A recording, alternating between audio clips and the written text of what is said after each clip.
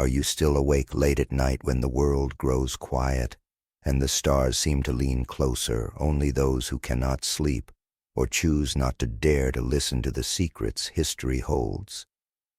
Perhaps you, like me, feel the pull of an era long buried, a time when the earth itself seemed to tremble with defiance.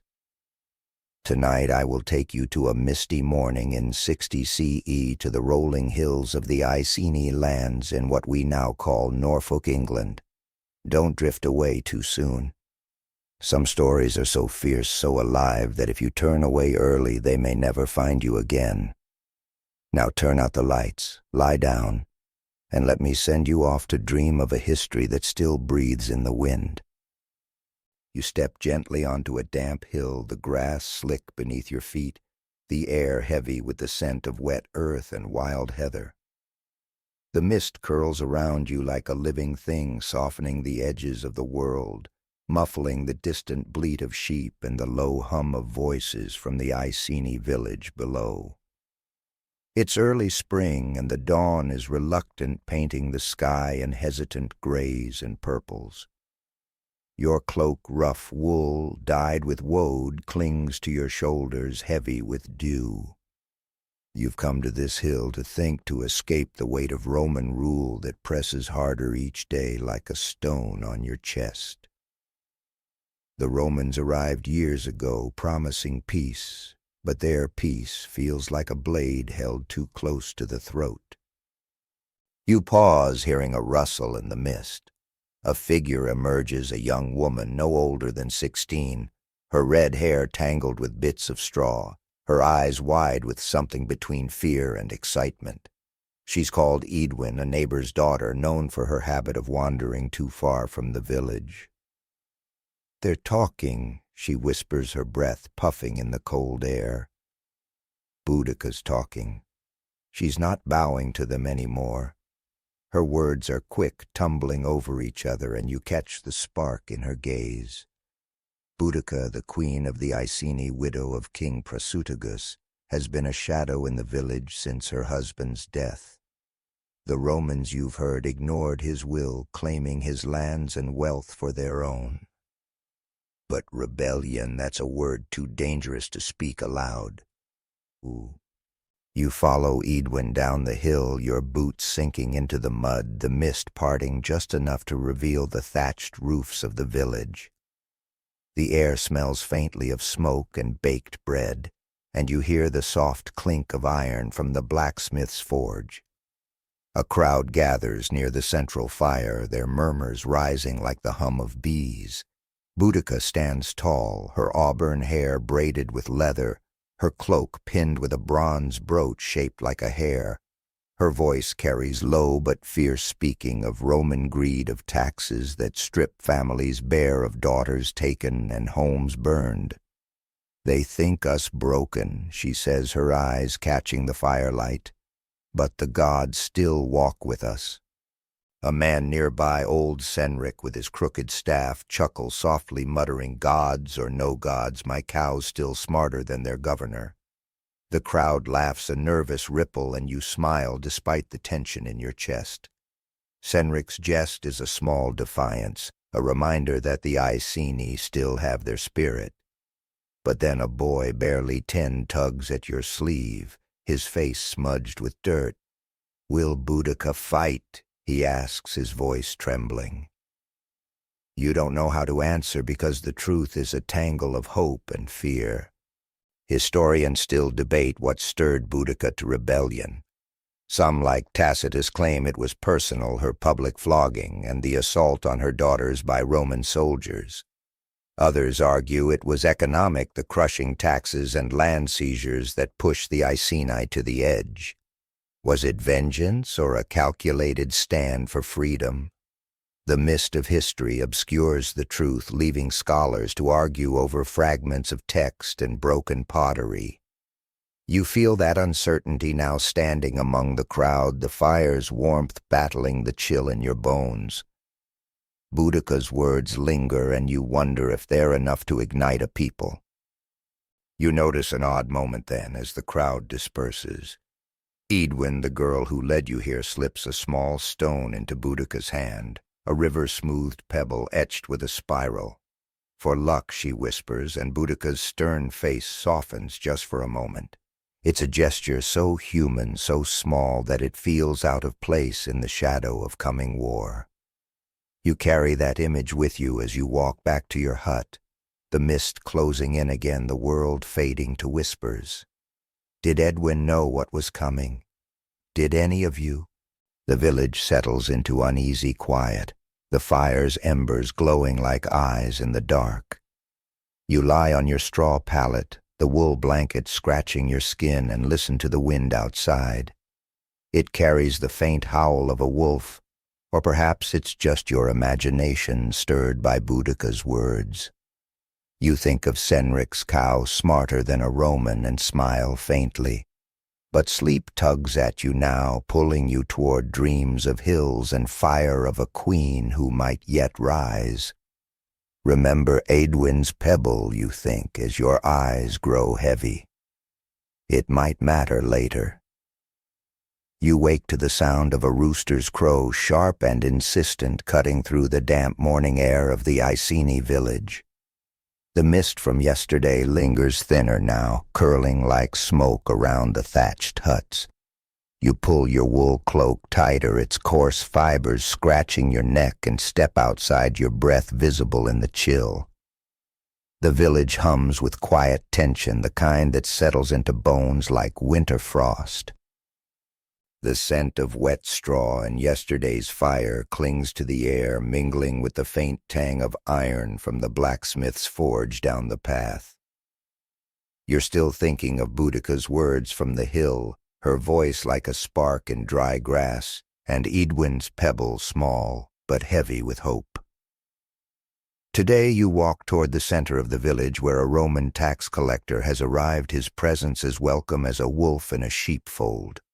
His name is Lucius, a wiry man with a thin nose and a tablet of wax and stylus in hand, flanked by 2 soldiers in gleaming bronze. Their sandals churn the mud, and their short swords glint in the weak sunlight. You join the crowd, a loose gathering of Iceni men and women, their faces tight with resentment.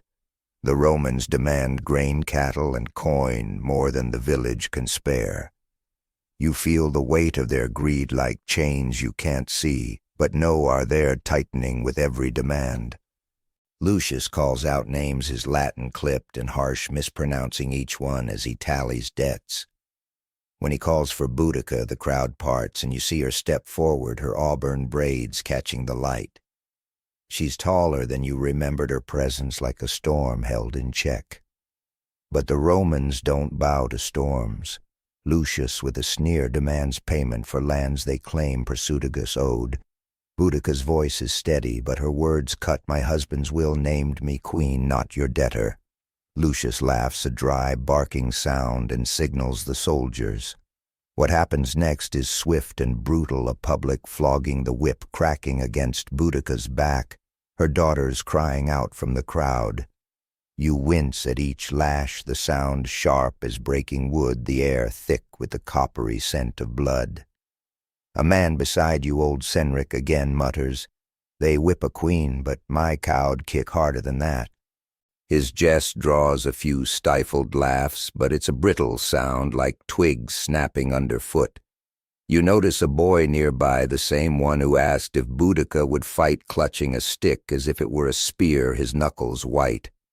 The crowd is silent now, save for the soft sobs of Boudica's daughters, Andraste and Camorra, their faces pale as moonlight.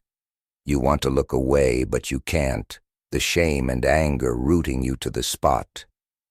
Historians debate why this moment, Boudica's humiliation, ignited such a fire. Tacitus writes of her personal outrage, the violation of her body and her daughter's honor, as the breaking point. Dio Cassius, though, suggests it was a broader insult, a calculated Roman move to crush Iceni pride. Was it rage or a symbol of wider oppression? Scholars sift through Roman records and Celtic oral tales, but the truth lies buried in the mud of that day. You feel it now, the weight of those invisible chains, the way they bind not just Boudica, but every soul watching. As the soldiers drag Boudica away, her head still high despite the blood staining her tunic, you notice an odd moment. A Roman soldier, younger than the rest, fumbles his helmet, dropping it into the mud. The crowd snickers, and even Lucius glares at him, muttering about clumsy fools. It's a fleeting break in the tension, a reminder that these Romans are men, not gods, prone to their own small failures. The boy with the stick grins, whispering to you. Bet he trips on his sword next. You smile, but it fades quickly as Boudica's daughters are led away, their hands clasped tightly together. You walk back to your hut, the village quieter now, the air heavy with unspoken plans. The ground beneath your feet feels unsteady, as if the earth itself is waiting for something to break. You pass Edwin, the girl from the hill, kneeling by a stream, washing that same spiral-etched pebble. "She'll rise," Edwin says, not looking up, her voice soft but certain. You nod, unsure if she means Boudica or the goddess Andraste, whose name the Iceni whisper in their prayers. The stream gurgles a gentle sound against the distant clank of Roman armor, and you wonder if Edwin's pebble will see the light of rebellion. Inside your hut you sit by the fire, its warmth a faint comfort against the chill seeping through the walls. The smell of burning oak fills the space, and you trace the rough grain of the wooden bench with your fingers, thinking of Boudica's defiance. Senric's cow, you muse, might indeed kick harder than a Roman whip, and the thought brings a faint chuckle. But the image of Boudica's bloodied back lingers, as does the boy's stick held like a spear. Sleep creeps in slow and heavy, pulling you toward dreams of fire and iron. Remember the soldier's dropped helmet, you think, as your eyes close. Even the mighty can stumble. The night outside is still, save for the soft rustle of leaves and the distant howl of a fox. You lie on your pallet, the straw crackling beneath you, and let the fire's glow fade into darkness. Boudica's voice echoes in your mind, not broken but burning, and you wonder what comes next. The chains are heavy, but something is stirring, something that smells of smoke and tastes of freedom. Sleep now and let the dream carry you forward. You linger by the fire a moment longer, the flames casting flickering shadows on the wattle and daub walls of your hut. The air inside is warm, but carries the faint dampness of the world outside, where the mist has settled into a fine drizzle. You think of Boudica, her back striped with welts, her eyes unyielding, even as the whip fell. The village feels different now, as if the flogging has shifted something intangible, like a river changing course. You hear footsteps outside, soft but deliberate, and peek through the gap in your door. It's Edwin again, her silhouette barely visible in the gloom, slipping toward the sacred grove beyond the village. Curiosity pulls you after her, your boots silent on the wet grass.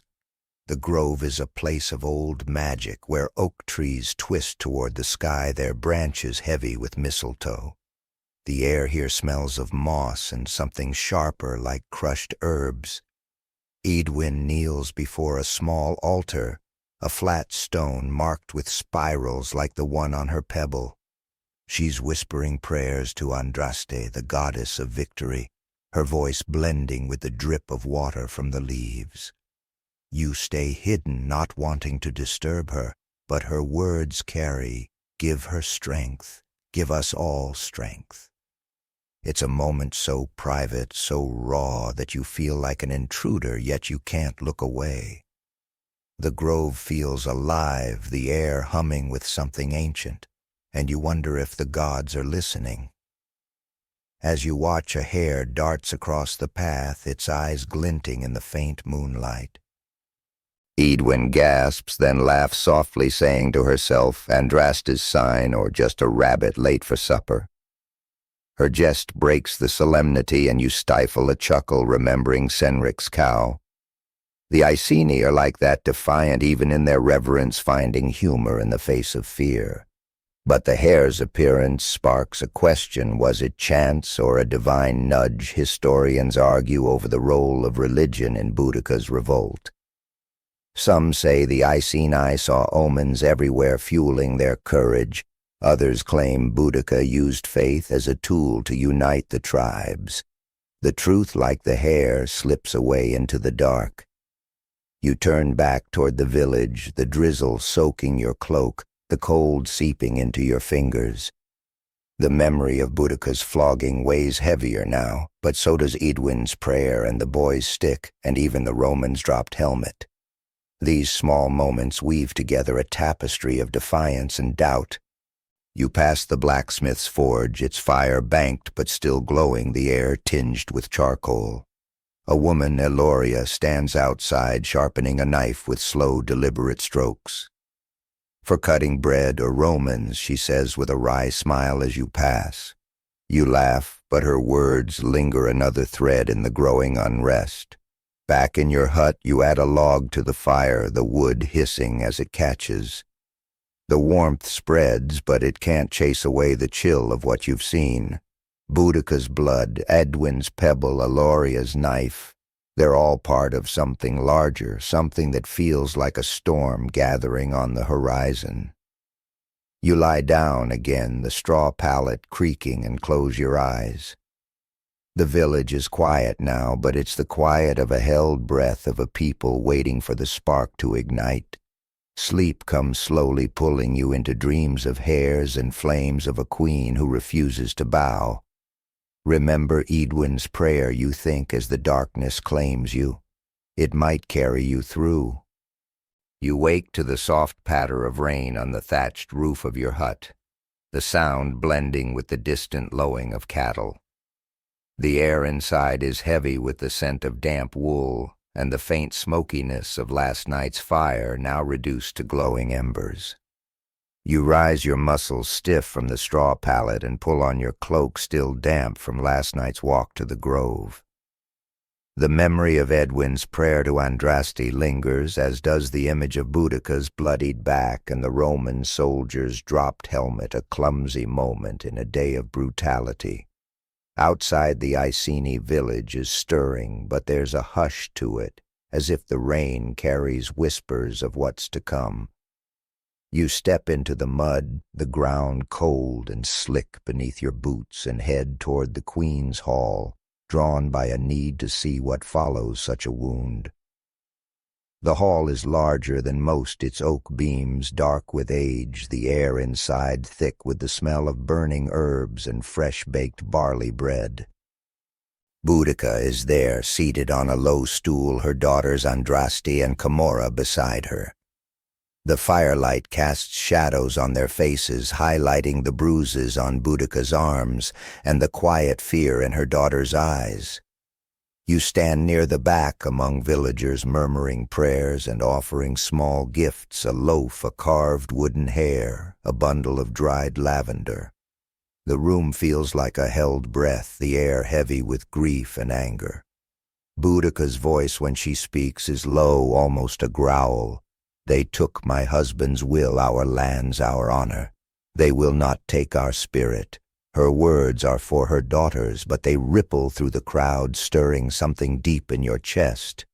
You notice Camorra, the younger daughter, clutching a small clay figure, its features worn smooth by time. She whispers to it as if it's a friend, and you overhear her say, "You'll keep us safe, won't you?" It's an odd moment, this child's faith in a toy amidst such grown-up pain, and it tugs at you. A woman nearby, Eloria from last night, nudges you and mutters, "That doll's braver than half the Roman legion." Her jest draws a quiet chuckle from you, though it fades as Boudica stands, her movements slow but deliberate, her back still raw from the whip. She takes the clay figure from Camorra, her touch gentle, and places it on the hearth. Andraste watches, she says, and the room falls silent. The scent of the burning herbs grows sharper, sage and rosemary mingling with the fire's smoke, and you feel the weight of the moment. Outside, the rain drums harder, a steady rhythm like distant war drums. A man Tauren steps forward, his beard streaked with gray. "We cannot let this stand," he says, his voice trembling with rage. "They flog our queen, shame our kin, what next?" The crowd murmurs agreement, but Boudica raises a hand, silencing them. "Not yet," she says, "but soon." Her words are a promise, and you feel the air shift as if the gods themselves are listening. Historians puzzle over what truly sparked Boudica's revolt. Was it this moment of personal loss, her daughter's violation, her own humiliation, or a broader defiance against Roman oppression? Tacitus emphasizes the personal writing of Boudica's fury as a mother, while Dio Cassius suggests a calculated uprising fueled by years of Roman overreach. Some scholars point to archaeological finds, burned settlements, hoarded coins as evidence of economic desperation, but the exact trigger remains elusive, lost in the haze of time. You feel that uncertainty now, standing in the hall, the fire's warmth battling the chill seeping through the walls. Was it a mother's love or a queen's resolve that lit the fuse? An odd moment breaks the tension. A young boy, the same one with the stick from the flogging, slips through the crowd carrying a basket of apples. He trips, sending the fruit rolling across the floor, and the room erupts in soft laughter. Even Boudica smiles, a fleeting crack in her stoic mask as she helps him gather them. "Careful, lad," she says, "or the Romans will tax those too." The crowd laughs again, and you join in, grateful for the lightness. But the boy's face is serious as he hands Boudica an apple, saying, "For strength." She takes it, her eyes softening, and you wonder if this child, like Edwin's pebble, carries more weight than he knows. You leave the hall, the rain soaking your cloak, the mud sucking at your boots. The village feels different now, as if Boudica's words have woven a thread of defiance through every hut and heart. You pass the blacksmith's forge, the clank of hammer on iron, a steady pulse, and see Eloria again, now sharpening a spear. "Bread's all cut," she says with a wink, and you grin, remembering her knife from last night. The humor is a shield, you realize, a way to face the coming storm. You think of the clay figure on the hearth, Camora's small act of faith, and wonder if it's a sign like Edwin's hair in the grove. Back in your hut, you sit by the fire, its crackle a comforting counterpoint to the rain outside. The air smells of damp earth and burning oak, and you trace the rough edge of a wooden cup, thinking of Boudica's daughters, of the apple of the growing unrest. Historians may never agree on what drove her, but you feel it here, the fury of a mother, the strength of a queen, the pulse of a people pushed too far. Sleep tugs at you slow and heavy, pulling you toward dreams of fire and defiance. Remember the boy's apple, you think, as your eyes grow heavy. It might matter later. The night is quiet now, save for the rain's soft rhythm and the occasional hoot of an owl. You lie on your pallet, the straw shifting beneath you, and let the fire's glow fade into darkness. Boudica's voice echoes in your mind, a promise of what's to come, and you wonder if the gods are indeed watching. Sleep now and let the dream carry you forward. You linger by the fire a moment longer, the flames casting long shadows across the hut's walls, their dance mimicking the unease in your heart. The rain outside is slowed to a drizzle, but the air remains heavy, as if the sky itself is holding its breath. You think of Boudica in the hall, her daughter's pale faces, the clay figure on the hearth. The village is a tinderbox, and her words are the spark, but you wonder if they'll burn bright or consume everything. You pull your cloak tighter, the wool still damp, and step outside again, drawn to the village's edge where the sacred grove looms in the gray light. The path to the grove is slick, the mud clinging to your boots like a jealous lover. The air smells of wet leaves and the faint, sharp tang of pine, and you hear the soft drip of water from the oaks overhead. The grove feels different today, less a place of prayer and more a refuge for restless spirits. You see Edwin there again, kneeling by the same stone altar, her red hair plastered to her face by the drizzle. She's carving another spiral into a pebble, her knife scraping softly, a sound that blends with the rustle of leaves. For Andraste, she says when she notices you, her voice steady but her eyes bright with something fierce. For Boudica. You nod, unsure what to say, the weight of her faith pressing against your own doubts. A sudden gust carries the scent of smoke from the village, and you turn to see a small crowd gathering near the blacksmith's forge. Curious, you follow Edwin trailing behind her pebble clutched tightly. The blacksmith, a broad man named Godric, is hammering a blade, the sparks flying like tiny stars. He's muttering about Romans, his words lost in the clang of metal, but his anger is clear. A woman nearby, holding a basket of herbs, laughs and says, "Godric, your hammer's louder than their legions. Careful, or they'll tax that too." The crowd chuckles and you smile, remembering Aloria's jest about her knife. These small defiances, these moments of humor, are the village's heartbeat keeping fear at bay. But the mood shifts as Torin, the gray-bearded man from the hall, steps forward. He holds a small bronze torque, its ends twisted into boar heads, and places it on a stone by the forge. "For the Queen," he says, his voice rough, to remind her we stand with her. The gesture is solemn, but then Godric, wiping sweat from his brow, grins and says, "Better not let Senric's cow wear it first." The laughter is louder this time, a release of tension, and you join in the image of that stubborn cow adorned with a torque, absurdly vivid. Yet the torque, like the apple and the pebble, feels like a promise, a thread tying the village to Boudica's cause.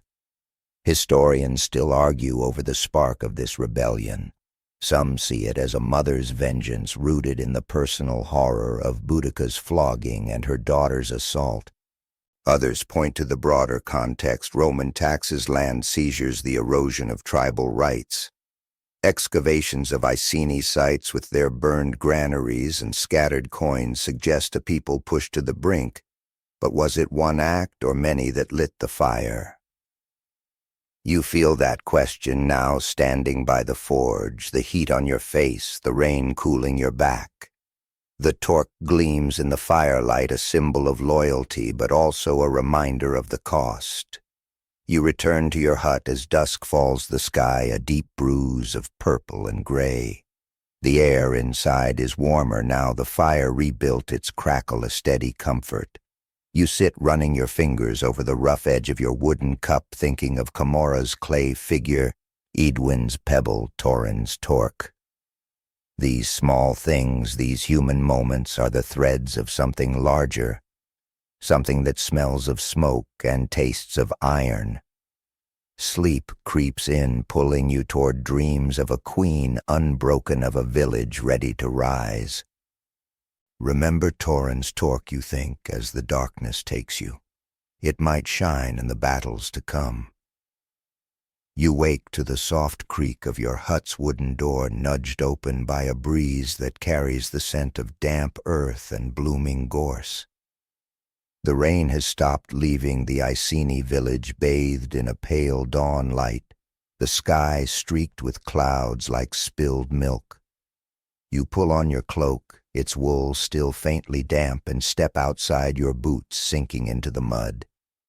The air feels charged, as if the world is holding its breath, waiting for the spark you sensed yesterday in Boudica's hall, in Edwin's pebble, in Torin's torque.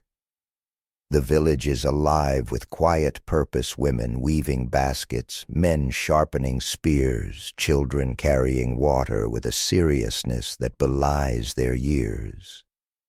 You smell the faint smoke of morning fires and hear the distant clang of Godric's forge, a rhythm like a heartbeat. You're drawn to a clearing beyond the village where whispers have spread of a secret meeting. The path winds through gnarled oaks, their leaves dripping with last night's rain, the air heavy with the green scent of moss and fern. You move quietly, mindful of Roman patrols, your heart thudding as you spot figures gathered in the shadow of a great yew tree. Boudica stands at the center, her auburn braids catching the faint sunlight, her bronze hair brooch glinting. Around her are warriors from the Iceni and neighboring tribes, Trinovantes Catuvelauni, their faces painted with woad, their spears leaning against the tree. The air hums with their low voices, a mix of defiance and doubt, and you feel the weight of their decision to fight, to rise, to risk everything. Boudica's voice cuts through the murmurs, steady as stone. "The Romans take our lands, our daughters, our gods," she says, her eyes sweeping the crowd. "Will we kneel, or will we carve our names into their history?" Her words ignite the air, and a cheer rises, ragged but fierce. You notice Torin, his gray beard streaked with blue paint, nodding solemnly, his torque now around Boudica's neck, a gleaming symbol of unity. But then an odd moment catches you off guard. A young warrior, barely bearded, mishears Boudica's call and shouts, "Carve their names, I'd rather carve their shields." The crowd laughs, and even Boudica's lips twitch, a rare crack in her resolve. You chuckle, remembering Senric's cow and Aloria's knife, these small jests like sparks in the growing fire. The meeting grows tense as a Trinovantes elder, his cloak heavy with raven feathers, questions Boudica's plan. "Camulodunum is fortified," he says, his voice gravelly. "Their walls are stone, their soldiers trained." "Are we ready?" Boudica's response is sharp stone cracks and soldiers bleed. But the doubt lingers, and you feel it too, standing among the warriors, the damp air cooling your skin. Historians debate this moment fiercely. Was Boudica's strategy a unified tribal alliance, as Tacitus suggests, or a chaotic coalition driven by shared rage, as Dio Cassius implies? Archaeological finds, scattered weapons, burned settlements hint at a fragile unity, but the exact nature of this gathering remains a mystery lost in the whispers of time. You notice Edwin nearby, her red hair tucked under a hood, slipping through the crowd with a basket of bread. She offers a loaf to a grizzled warrior who grumbles, "This better not be Roman grain." Edwin winks and says, "Only the finest Iceni weeds." Her jest draws a snort, and you smile, thinking of the boy's apple in the hall. These small acts bred a torque, a pebble, are weaving the tribes together thread by thread. But as the meeting ends, you see another odd moment. A Catuvelauni warrior trips over a root, his spear clattering to the ground. The crowd laughs, and he mutters, "Blame the yew, not me." It's a fleeting lightness, but it reminds you of the Romans' dropped helmet, a sign that even warriors stumble. You leave the clearing as dusk falls, the sky deepening to indigo, the air thick with the scent of pine and wet earth. The warriors disperse, their footsteps soft in the grass, their voices fading into the night. You pass Godric's forge again, its fire glowing like a beacon, and see Aloria there, now polishing a shield.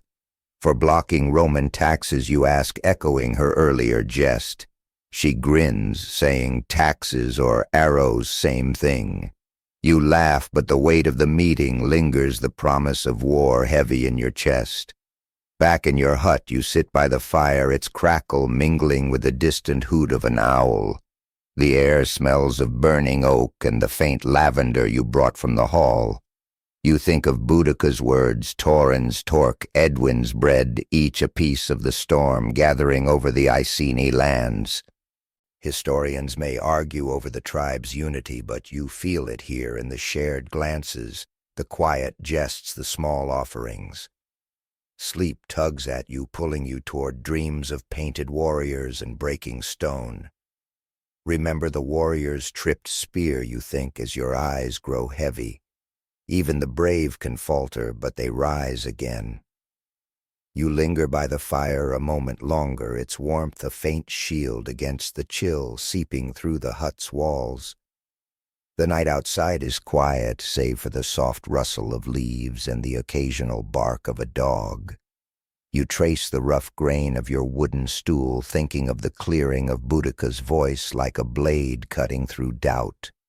The memory of the warrior's stumble over the root brings a faint smile, but it fades as you recall the Trinovante's elder's warning about Camulodunum's walls. The path to rebellion feels as slippery as the mud outside, and you wonder if the tribes can hold together long enough to strike. You step outside again, drawn to the village's edge, where the sacred grove looms in the darkness. The air is cooler now, the drizzle returning, speckling your face with tiny drops. The grove is silent, its oaks standing like sentinels, their branches heavy with mistletoe that gleams faintly in the moonlight. You think of Edwin's prayer here, her pebble etched with spirals, and wonder if she's returned tonight.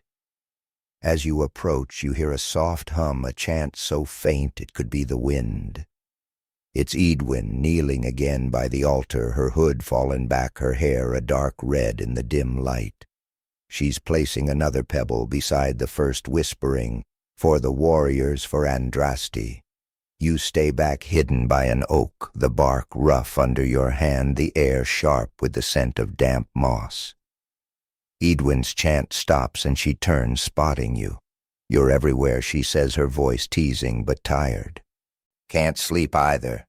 You shake your head and she offers you a small loaf from her basket, the crust still warm. "Eat," she says. "War's coming and hunger's a poor ally."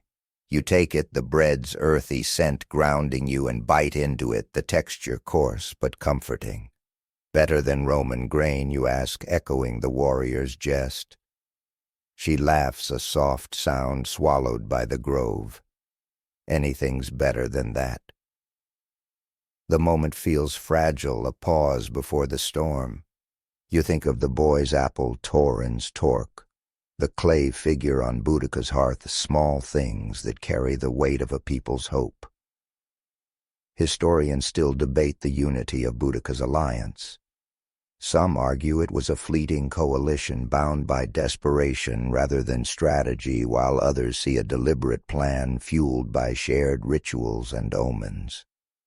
The grove with its altar and pebbles feels like evidence of that faith, but the scattered tribes the warriors stumble hint at fragility. You feel that tension now, the bread heavy in your hand, the chant lingering in the air. As you walk back to the village, the drizzle turns to a fine mist cloaking the world in gray. You pass the forge again, its fire banked but still glowing, and see Godric outside sharpening a blade. "For the Romans?" you ask, half joking. He grins, saying, "For whoever needs cutting." His words, like Aloria's, are a shield against fear, and you smile, thinking of Senric's cow, stubborn and unyielding. The village is a tapestry of these moments, just faith defiance woven together under Boudica's shadow. Back in your hut, you rebuild the fire, the wood hissing as it catches. The air smells of smoke and lavender, and you sit the bread still in your hand, its warmth fading. You think of the yew tree, the painted warriors, the elders' doubt. The storm is coming, and you feel its weight like the mud on your boots, the mist on your skin. Sleep creeps in, slow and heavy, pulling you toward dreams of spears and stone walls. Remember Edwin's bread, you think, as the darkness claims you. It might sustain you through what's to come. You wake to the distant sound of a horn, low and mournful, cutting through the pre-dawn stillness of the Iceni village. The air in your hut is cool, heavy with the scent of damp straw, and the faint char of last night's fire, now a pile of gray ash. You pull on your cloak, its wool scratchy but warm, and step outside your boots, sinking into the mud still soft from the drizzle. The village is awake, buzzing with a restless energy, as if the horn's call has stirred something primal. The sky is a pale gray, the clouds low and heavy, and the air smells of wet earth and blooming hawthorn, a sweet undertone to the tension. You think of Edwin's bread from the grove torrens torque around Boudica's neck, and the warrior's stumbled spear small threads weaving the village toward war. You follow the crowd toward the village's edge where Boudica's army is gathering. Warriors, their faces streaked with woad, clutch spears and shields, their breath puffing in the cold. The path to Camulodunum, the Roman stronghold, lies ahead, a dusty track winding through hills and marsh. You join the march, your heart pounding the air thick with the scent of sweat and leather. Boudica rides at the front in a wooden chariot, her auburn braids swaying her daughters Andraste and Camorra beside her, their faces set with quiet resolve. The sight of them stirs you, a reminder of the flogging the clay figure the apple offered in defiance. The army moves as one, but you feel the fragility, the mix of Iceni Trinovantes and others, their unity untested. The march is long, the dust rising in clouds, coating your throat with a gritty taste. You hear the creak of chariot wheels, the soft clink of iron, the murmur of warriors' prayers to Andraste. A young warrior beside you, his woad smudged from sweat, mutters, "Hope my spear's sharper than my luck." You grin, remembering the tripped spear in the clearing, and say, "Keep it upright this time." He laughs a nervous sound, and you notice he's tied a small bone charm to his spear, a superstition that feels both strange and familiar. For Andraste, he says, catching your glance, or maybe just to keep from tripping again. His jest lightens the moment, but the weight of the march presses down the dust stinging your eyes. Historians debate Boudica's first strike on Camulodunum.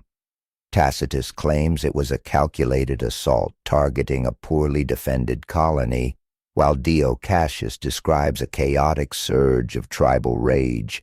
Archaeological evidence, burned layers of clay-shattered Roman pottery, suggests a swift, brutal attack. But was it planned or impulsive? The question lingers as you march the hills rising around you, their slopes dotted with gorse and heather. The air grows warmer, the sun breaking through the clouds, and you smell the faint tang of salt from a distant marsh. Camulodunum's walls are near, and you wonder if they'll hold against Boudica's fire. An odd moment breaks the march's rhythm. A hare darts across the path, its fur a flash of brown, and the warriors pause, some whispering of Andraste's favor. The young warrior beside you chuckles, saying, "That hare's faster than our chariots, maybe it's leading us." The laughter ripples, easing the tension, but Boudica raises a hand, silencing the crowd. "The goddess watches," she says, her voice carrying over the dust. "Let her guide us." You think of Edwin's pebble etched with spirals and wonder if the hare is indeed a sign or just a creature fleeing danger. As Camulodunum comes into view, its stone walls looming against the horizon, the army halts. The air smells of smoke, now faint but growing, as if the town already senses its fate. You see Roman sentries on the walls, their helmets glinting, and feel a knot in your stomach. Boudica dismounts, her spear raised, and calls out, "For our lands, our kin, our gods." The cheer that follows shakes the earth, but you notice the young warrior's hand trembling on his spear, the bone charm swinging. He's brave but human, and you wonder how many others share his fear. You move closer to the walls, the dust thicker, now mingling with the scent of burning pitch from Roman torches. The warriors ready their weapons, and you hear a soft chant to Andraste, a rhythm that steadies your pulse. Eloria, the woman from the village, is nearby, her shield painted with a boar's head. "Think they'll tax our spears?" she asks, with a wry grin echoing her jest about her knife. You laugh, but it's cut short by the first clash arrows from the walls, answered by Iceni slings. The battle begins, and you feel the world narrow to this moment, this place, this blade's first cut. You stay near the rear, not a warrior, but a witness, your heart racing as the army surges toward Camulodunum's gates. The air is thick with dust and the sharp crack of stone against stone as slingshots pelt the Roman walls. You taste the grit on your lips, feel the ground tremble under the weight of charging feet. The sun climbs higher, its light harsh, now glinting off Boudica's chariot as she weaves through the ranks, shouting encouragement. Her daughters stand tall beside her, their faces pale but fierce, and you think of the clay figure on the hearth, a small anchor in this storm of war. The warriors' chants grow louder, a pulsing hymn to Andraste, and you catch sight of Edwin, her red hair tied back, carrying water to the fighters. She moves with purpose, her basket now empty of bread, replaced with clay jugs. For strength, she says, handing one to a warrior, her voice echoing the boy's apple from the hall. You take a jug from her, the water cool against your parched throat, and she winks, saying, "Don't spill it, Andraste's watching." Her jest is a spark of light, and you smile, thinking of the hair, the torque, the stumbled spear. These moments hold the army together, fragile as they are. The attack intensifies, the air now heavy with the smell of sweat and blood, the screams of the wounded mingling with the clash of iron. You see the young warrior with the bone charm charge forward, his spear steady now, his fear buried under woad and resolve. But then another odd moment, a Roman defender high on the wall drops his shield, the wood clattering to the ground below. The warriors jeer, and Eloria calls out, another Roman tripping over his pride. The laughter is brief, but it fuels the charge, the gates creaking under the weight of Iceni battering rams. Historians still puzzle over Camulodunum's fall. Was it Boudica's leadership or Roman negligence? Tacitus notes the colony's weak defenses, no proper garrison, only a small force, while Dio suggests the rebels' numbers overwhelmed the town. Burned layers in the soil, charred bones, and broken statues tell of destruction, but the strategy remains unclear. You feel that uncertainty now, watching the gates buckle, the smoke rising from within. The warriors' unity is fierce, but fraying, the tribe's differences simmering beneath their shared rage. You think of the Trinovante's elder's doubt in the clearing, his warning about stone walls. As the gates give way, the army pours in, and you follow, staying low, the air now thick with the acrid stench of burning thatch. The streets of Camulodunum are chaos, Romans, fleeing Iceni warriors, shouting flames, licking at wooden roofs. You see Boudica, her spear bloodied, directing her fighters with a calm that belies the madness around her. The young warrior with the bone charm is nearby, his spear now broken, but he fights on with a captured Roman sword. "Not bad for a clumsy lad," he says, grinning at you through the smoke. You nod, thinking of the dropped helmet, the tripped spear, small stumbles leading to this moment. Back in the village, you imagine the forge still burns, Godric hammering new blades, Eloria sharpening her shield. You think of Taurin's torque now gleaming on Boudica's neck as she fights, a symbol of the Iceni's heart. Sleep is far away now, but you feel its pull like a tide, drawing you back to your hut, to the fire's glow, to dreams of victory and ruin. The battle rages, but you cling to these threads, Edwin's water, the warrior's charm, Eloria's jest. Remember the dropped shield, you think, as the smoke stings your eyes. Even empires can falter. You find a quiet corner, the battle's roar muted here, and sit the ground cold beneath you. The air smells of ash and iron, and you trace the rough edge of a stone, thinking of Edwin's pebble, the hare's flight, the torque's shine. The first cut has been struck, but the war is just beginning. Sleep tugs at you, pulling you toward dreams of fire and defiance. Let the darkness take you now and carry you forward. You open your eyes to the acrid sting of smoke, the air thick with the scent of burning thatch and scorched earth. The battle for Camulodunum rages around you, a chaotic swirl of shouts and clashing iron, the sky above stained red by flames licking at the Roman colony's heart. You're crouched in a narrow street, the ground gritty with ash, your cloak heavy with sweat and dust. The memory of Edwin's water jug, the young warrior's bone charm, and the Roman's dropped shield lingers, tying you to the moments before this inferno.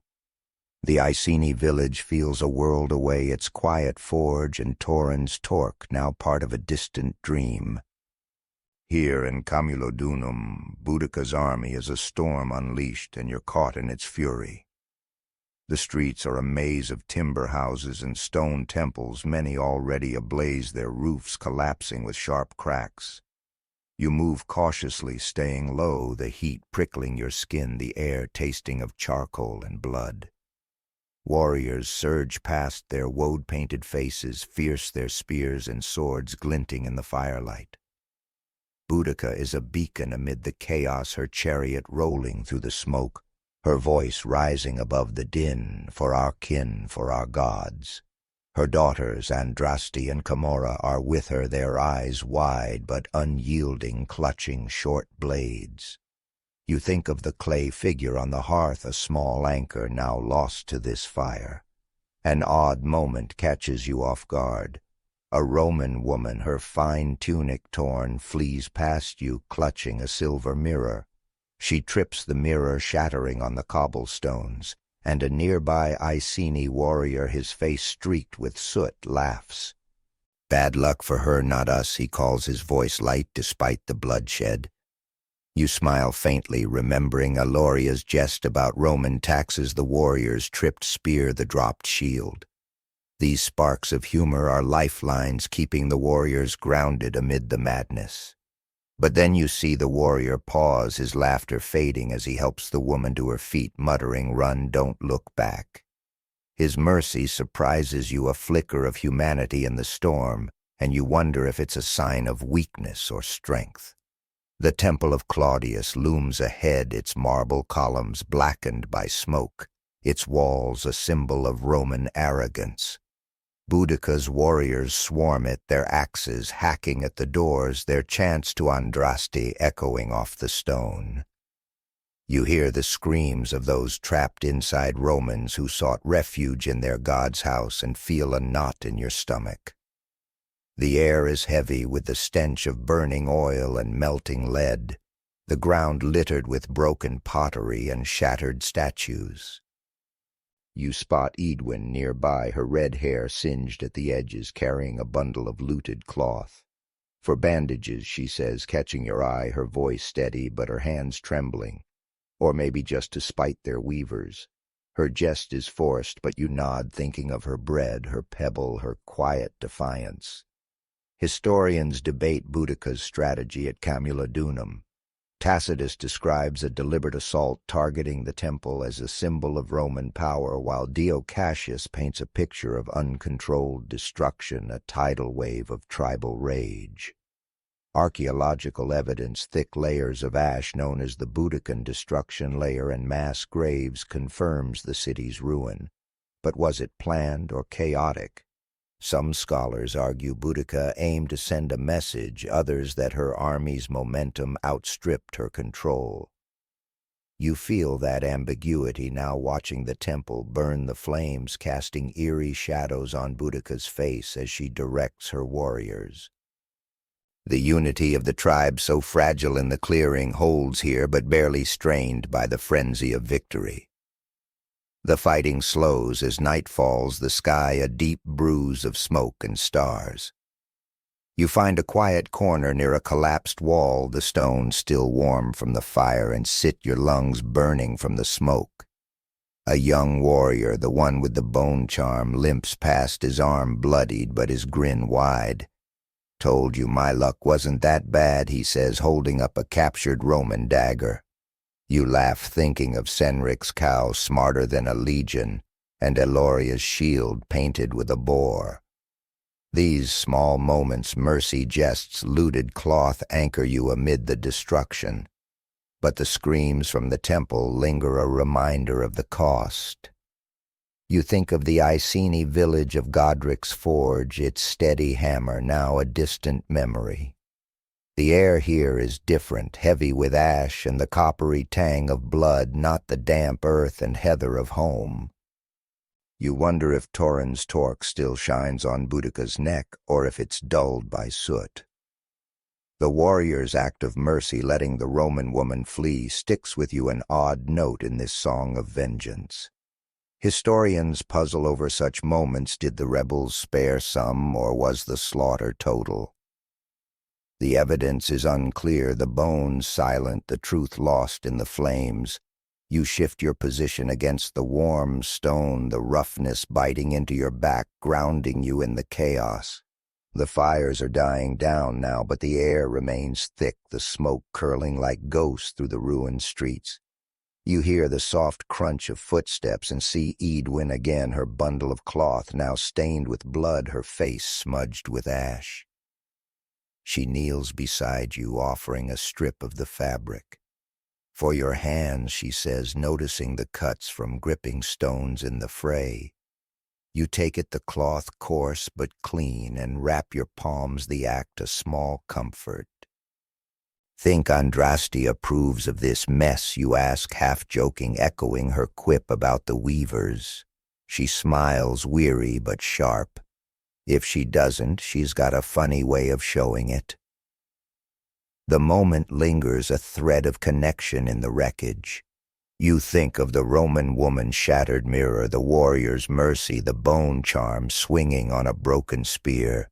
These fragments of humanity stand out against the destruction like stars in a smoke-choked sky. You hear a distant cry, not of pain but of triumph, as warriors loot a Roman villa, dragging out chests of coin and fine pottery. Eloria appears, her shield dented but her grin intact, carrying a bronze lamp. "For lighting our way," she says, then adds, or maybe just to annoy their ghosts. You laugh, the sound swallowed by the crackle of distant flames, and think of the boy's apple, Torrens' torque, the clay figures, small things that carry the weight of a people's heart. The temple is a ruin now, its roof collapsed, its marble cracked like broken bones. You walk toward it, drawn by the sight of Boudica standing at its entrance, her spear planted in the ground, her daughters beside her. The firelight casts her shadow long and fierce, and you hear her murmur to Andraste a prayer or a vow. The air smells of melted wax and charred wood, and you notice Camorra clutching that same clay figure, its surface blackened but intact. "Still safe," she whispers, and you feel a pang remembering her child's voice in the hall. The sight is oddly tender, a mother and daughter bound by faith amid ruin. Historians argue over the scale of Camulodunum's fall. Some estimate thousands died, others tens of thousands, the numbers blurred by ancient accounts and sparse remains. Was Boudica's attack a surgical strike on Roman power, or a wildfire that consumed all in its path? The burned layers in the earth, the scattered coins and shattered amphorae tell of total destruction, but the human cost, Roman and Briton alike, remains a mystery. You feel that weight now, standing near the temple, the air heavy with loss. The tribe's unity forged in the clearing holds for now, but you sense its fragility like a rope fraying under strain. You return to your corner, the stone cooler, now the night deepening. The stars are hidden, but the glow of dying fires lights the ruins. You think of the Iceni village of Godric, hammering blades of Edwin's pebbles in the grove. The warrior's mercy, Eloria's lamp, Camorra's figure, their threads in this tapestry of fire and blood. Sleep tugs at you slow and heavy, pulling you toward dreams of ash and defiance. Remember the shattered mirror you think as your eyes grow heavy. Even empires break. The night is quiet now, save for the soft crackle of embers and the distant howl of a dog. You lie against the stone, the cloth from Edwin wrapped around your hands, and let the darkness take you. Boudica's shadow looms in your mind, her spear a beacon, her daughter's faces a promise. Sleep now and let the dream carry you forward. You wake to the sharp clatter of hooves on stone, the sound jarring you from a dream of Camulodunum's flames, the shattered mirror, and Edwin's blood-stained cloth. The air in your hut is cool, tinged with the faint smell of damp straw and the ghost of last night's fire, now a pile of cold ash. You're not in the Iceni village, but in a Roman camp miles away, the world shifting as dreams do, placing you among the enemy. Your cloak is gone, replaced by a coarse linen tunic, and your boots feel heavier, laced with Roman leather. The camp is a grid of tents and wooden palisades, the air sharp with the scent of oiled metal and roasting mutton. It's 60 CE, and news of Camulodunum's fall has reached Governor Suetonius Paulinus, stirring this camp like a kicked hive. You stand near the command tent, its canvas flapping in the morning breeze, the ground beneath you packed dirt smoothed by countless boots. Soldiers move with purpose, their bronze armor clinking, their voices low but tense. The sun is low, casting long shadows, and you smell the tang of pine from nearby woods mixed with the acrid bite of pitch from torches being prepared. Suetonius, a lean man with a hawkish face, stands before a wooden table map spread out like a patchwork of conquest. His officers argue their Latin rapid and clipped, debating the rebel Queen Boudica and her burning of Camulodunum. She's no general one, says his voice, dripping scorn. A woman's rage, nothing more. Suetonius's eyes narrow, and he replies, "Rage burns cities. Underestimate her and we'll all burn." You notice an odd moment, then breaking the tension. A young soldier tasked with fetching wine spills a jug, the red liquid pooling like blood on the dirt. The officers laugh, one muttering, "Clumsy fool, hope you're steadier with a sword." The soldier blushes, scrambling to clean it, and you smile, thinking of the Romans' dropped shield in Camulodunum, the warrior's tripped spear, the Iceni's jests. Even here, among the disciplined legions, human clumsiness persists, a thread tying you back to Boudica's world. The soldier catches your eye and mutters, "At least it wasn't the governor's best vintage." His quip lightens the moment, but the weight of the camp's urgency presses down. Suetonius paces his sandals, scuffing the dirt, his voice steady but urgent. "She moves to Londinium next," he says, pointing at the map. "We march to meet her, but not yet. Anglesey's druids must fall first." The officers protest Londinium is a trading hub vital to Rome's grip, but Suetonius is resolute, his focus on crushing the druids' rebellion in the west before facing Boudica. You feel the tension in the air, the soldiers' unease like a hum you can't shake. The camp smells of sweat and leather, now the mutton's savory scent fading as fires are doused for the march. You think of Edwin's pebble, Torrens' torque, the clay figure, small things left behind in the Iceni's fire, now so far from this Roman order. Historians debate Suetonius's delay. Tacitus praises his strategic focus, arguing he prioritized the Druids to secure the west before facing Boudica, while Dio Cassius suggests he misjudged her speed, leaving Londinium vulnerable. Excavations of Roman camps with their orderly layouts and scattered amphorae show a disciplined but stretched force, but why did Suetonius linger? Was it confidence or miscalculation? You feel that question now standing among the tents, the air growing warmer as the sun climbs. The soldiers' armor gleams, but their faces betray doubt, and you wonder if they sense the storm coming. Another odd moment unfolds. A grizzled centurion, his helmet dented, oversees a group of recruits practicing with wooden swords. One recruit swings wildly, nearly hitting the centurion, who barks, "You're fighting Britons, not my knees." The recruits laugh and you chuckle, remembering Eloria's jest about taxing spears. The centurion notices you and grumbles, "Keep gawking and I'll have you polishing shields." His threat is half-hearted, and you nod, stepping back, the memory of Camulodunum's flames flickering in your mind. The recruit's clumsy swings mirror the Iceni's raw courage, a reminder that both sides are human, bound by fear and folly. You move through the camp, the ground uneven under your boots, the air now thick with the smell of horse sweat and oiled weapons. Soldiers pack supplies, their movements precise but hurried, and you hear snippets of talk, fear of Boudica's numbers, rumors of her chariot, whispers of Andraste's wrath. A messenger arrives, his horse lathered, bringing word of Camulodunum's total ruin. The camp falls silent, the only sound the creak of leather and the distant caw of a crow.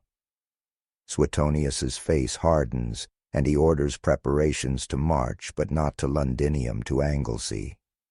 You feel the weight of his choice, the risk of leaving a city to Boudica's fire. You linger near the command tent, the canvas now still as the breeze dies down the air, growing heavy with the promise of rain. The maps on Suetonius's table are rolled up, but you catch a glimpse of Londinium's outline, a sprawling settlement by the Thames, its fate hanging in the balance. You think of the Iceni village of Godric's forge, hammering blades of Edwin's pebbles in the grove, and wonder if Boudica's army is already marching toward the next city. The camp's order feels fragile, like a dam holding back a flood, and you sense the soldiers' unease, their eyes darting to the horizon, as if expecting her chariots to appear. You walk past rows of tents, the ground churned by boots and hooves, the air now tinged with the sharp scent of vinegar used to clean armor. A group of soldiers gathers around a fire, roasting barley cakes, their laughter forced as they trade stories of Briton savagery. One, a wiry man with a scarred cheek, says, "Heard she fights with hares, not swords." Another snorts, "Hares, I'd rather face those than her daughter's glares." You smile, thinking of the hare in the March, Edwin's jest about Andraste, and Eloria's quip about ghosts. These moments of humor, even among Romans, are a shield against fear, a thread tying this camp to the Iceni's defiance. An older soldier, his hair graying, notices you and offers a cake, its surface charred but warm. "Eat," he says, echoing Edwin's words in Camulodunum. Long march ahead. You take at the barley, gritty but filling, and thank him. He shrugs, saying, "Hope it's not our last meal." His half-jest carries a weight, and you think of the spilled wine, the recruit's wild swing, small cracks in Rome's machine. Historians puzzle over Suetonius's tactics, some arguing his delay was a fatal error, others that it was a calculated risk to consolidate power. The camp's bustle, the packed supplies, the sharpened sword suggest a man preparing for war, but the direction west, not south, feels like a gamble. You move toward the camp's edge, where the palisades meet the forest, the air cooler here smelling of pine and damp earth. A scout returns, his cloak torn, reporting Boudica's army moving south, possibly to Londinium. The news spreads like fire, and you see Suetonius confer with his officers, their faces grim. The crow caws again, a harsh sound, and you think of the Iceni's chants to Andraste, the bone charm, the clay figure. These symbols of faith feel distant now, but they anchor you, tying you to Boudica's cause, even as you stand among her enemies. The camp prepares to move soldiers, dousing fires, the air now thick with the smell of wet ash and leather. You think of Camulodunum's ruins, the temple's cracked marble, the Roman woman's mercy. Historians debate the human cost. Did Suetonius know of Londinium's danger? Did he abandon it deliberately? The evidence, scattered letters and burned sites, offers no clear answer. You feel that uncertainty here, the camp's order masking a deeper fear. Sleep tugs at you, pulling you toward dreams of maps and marching feet of a queen's fire meeting Rome's steel. Remember the spilled wine, you think, as your eyes grow heavy. Even the mighty spill their strength. The night settles over the camp, the stars hidden by clouds, the only sound the soft creak of tents and the distant whinny of a horse. You find a spot near a smoldering fire, the ground hard but warm, and lie down, the barley cake's taste lingering. Suetonius's choice. Boudica's march the soldiers' jests, they weave together a tapestry of war and doubt. Sleep now and let the dream carry you forward. You wake to the distant hum of a bustling settlement, the air thick with the scent of river mud and fresh-cut timber. The Roman camp is gone, replaced by the chaotic sprawl of Londinium, a trading hub by the Thames in 60 CE. Your dream has carried you here, your linen tunic now swapped for a rough wool cloak, its fibers damp from the river's mist. The ground beneath your boots is uneven, a mix of packed dirt and wooden planks, slick with morning dew. The memory of Suetonius's camp, the spilled wine, and the centurion's jest lingers, tying you to the Roman world. But now you're in a city teetering on the edge of Boudica's wrath. You think of Edwin's pebble Torrens Torque, the clay figure small anchors from the Iceni village, now so far away. You walk through Londinium's crowded streets, the air alive with the clatter of carts, the shouts of merchants, and the tang of fish and bread from market stalls. The sun is low, painting the wooden buildings in shades of gold and shadow. But there's a tension here, a nervous hum beneath the bustle. Word of Camulodunum's fall has spread, carried by breathless messengers, and you hear whispers of Boudica's army marching south. The Thames glints nearby its surface, rippling under a cool breeze, and you smell the sharp bite of pitch from ships being readied, some for trade, others for escape. You pass a baker piling loaves onto a cart, his hands trembling, and you feel the city's pulse quickening as if it knows its time is short. You reach the marketplace where merchants hawk cloth pottery and bronze trinkets, their voices loud but strained. A Roman official, his toga bright against the drab crowd, shouts orders to fortify the city, but his words are drowned by the chaos. You spot a merchant, a stout man with a braided beard, stubbornly stacking amphorae of wine, muttering, "If the barbarians come, they'll pay for my vintage first." His greed draws a laugh from a nearby woman who says, "You'll be selling to Andraste's hares next." You smile, thinking of the shattered mirror in Camulodunum, the warrior's tripped spear, Aloria's jests. These moments of irony are a shield even here where fear hangs like smoke. An odd moment unfolds as you move toward the river. A young boy, no older than 10, darts through the crowd, clutching a wooden boat he's carved. He trips the toy, skidding into the mud, and a Roman soldier, his armor dented, picks it up, handing it back with a gruff, "Keep it safe, lad." The boy nods wide-eyed and runs off his boat, clutched tight.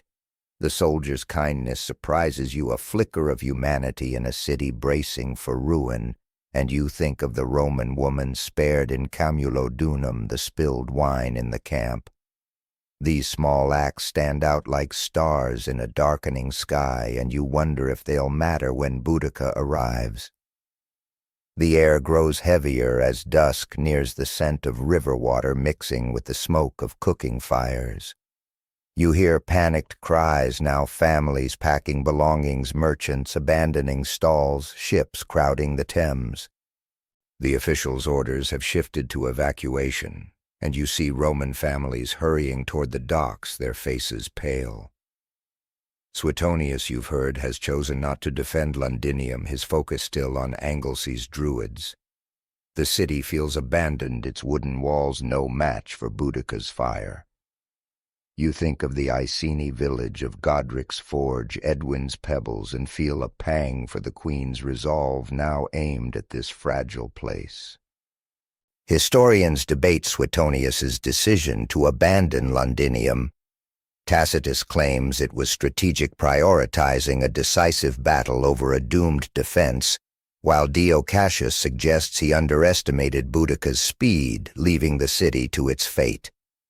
Archaeological finds, burned timbers, scattered coins, mass graves confirm Londinium's destruction. But why did Suetonius leave it undefended? Was it pragmatism or panic? You feel that question now standing in the emptying streets, the air thick with fear and the distant sound of chariot wheels. The city's pulse falters, and you wonder if Boudica's shadow is already here. You linger in the marketplace, the stalls now half empty, the ground littered with broken pottery and spilled grain. The merchant with the braided beard is still there, guarding his wine amphorae like a dragon hoarding gold. If Boudica wants my stock, she'll need more than spears, he grumbles, stacking another jar. You shake your head, amused by his stubbornness, and think of Aloria's quip about taxing spears the young warrior's bone charm. These moments of defiance, even in a doomed city, are threads tying you back to the Iceni's fire. A woman nearby, her arms full of cloth, overhears the merchant and laughs. "You'll be bartering with ashes by dawn," she says, her voice sharp but kind. You smile, but the weight of her words settles in your chest. You move toward the riverbank, the Thames now a chaos of boats, their sails flapping like trapped birds. The air smells of wet wood and fish, the water's surface churning as families crowd onto vessels, their voices rising in a desperate chorus. You see the boy with the wooden boat again, standing alone by the water, his toy clutched tight. "Will it float?" you ask, crouching beside him. He nods, his eyes bright with hope, and sets the boat on the river, watching it bob against the current. "It'll sail to Rome," he says, half serious, and you chuckle, thinking of the Roman soldier's kindness, the spilled wine in the camp. These small acts are lifelines, even as Londinium unravels. The evacuation quickens, the streets emptying as night falls, the sky a deep indigo streaked with smoke. You hear the distant rumble of Boudica's army, the creak of chariots, the chant of Andraste's name. The city's wooden buildings seem to lean inward as if bracing for the inevitable. You pass a small shrine to Neptune, its altar scattered with offerings, coins, a broken comb, a child's sandal. A woman kneels there whispering prayers, her hands trembling. You think of Edwin's pebbles and the Grove Comora's clay figure, and wonder if these gods, Roman or Briton, will answer. The air grows colder, the mist rising from the Thames, and you feel the city's heartbeat slowing, its last light fading. Historians still puzzle over Londinium's fall. Some argue Suetonius's evacuation was a cold calculation, preserving his army for a final stand, while others see it as a failure to grasp Boudica's momentum. The burned layers in the soil, the shattered amphorae, and the silent graves tell of a city erased, but the decision to abandon it remains a mystery. You feel that ambiguity now, standing by the river, the boy's boat drifting out of sight. The merchant's greed, the soldier's kindness, the woman's prayers, they're fragments of a city about to burn like Camulodunum before it. You find a quiet spot by a crumbling wall, the stone cool against your back, the air heavy with the scent of smoke and river mud. The distant rumble grows louder, and you know Boudica is near her army, a tide of woad and iron. You think of Taurin's torque gleaming on her neck, of the warrior's mercy and Camulodunum, of Eloria's lamp lighting the ruins. These threads weave through your mind, tying you to the Iceni's cause even as you stand in a Roman city. Sleep tugs at you, pulling you toward dreams of fire and flight of a boy's boat sailing against the current. Remember the wooden boat you think as your eyes grow heavy. Even in ruin, hope floats. The night settles over Londinium, the stars hidden by clouds, the only sound the lap of the Thames and the distant roar of an approaching storm. You lie against the wall, the wool cloak damp beneath you, and let the darkness take you. Boudica's shadow looms her chariot, a promise of fire, and you wonder what the dawn will bring.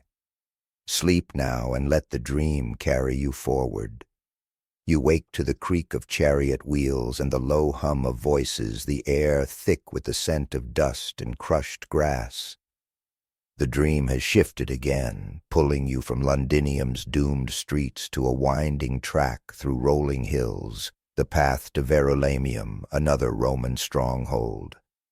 It's 60 CE, and you're marching with Boudica's army, your cloak heavy with sweat, your boots caked with mud from the Thames banks. The memory of the boy's wooden boat drifting on the river lingers, as does the merchant's greed, Edwin's pebbles, and Torin's torque threads tying you to the Iceni's fire. The sun is high, its heat pressing down, and the air smells of wild thyme and the faint tang of smoke from Londinium's burning, now a day behind you. The army is a sprawling mass of warriors, their woad-painted faces fierce, their spears glinting in the sunlight. Chariots rumble alongside, their wooden frames creaking, and you hear the soft jingle of bronze harnesses. Boudica leads from her chariot, her auburn braids swaying, Torin's torque gleaming at her throat. Her daughters Andraste and Camorra ride with her, their eyes hardened by what they've seen. You march near the rear, not a warrior but a witness, your heart pounding with the rhythm of the army's steps.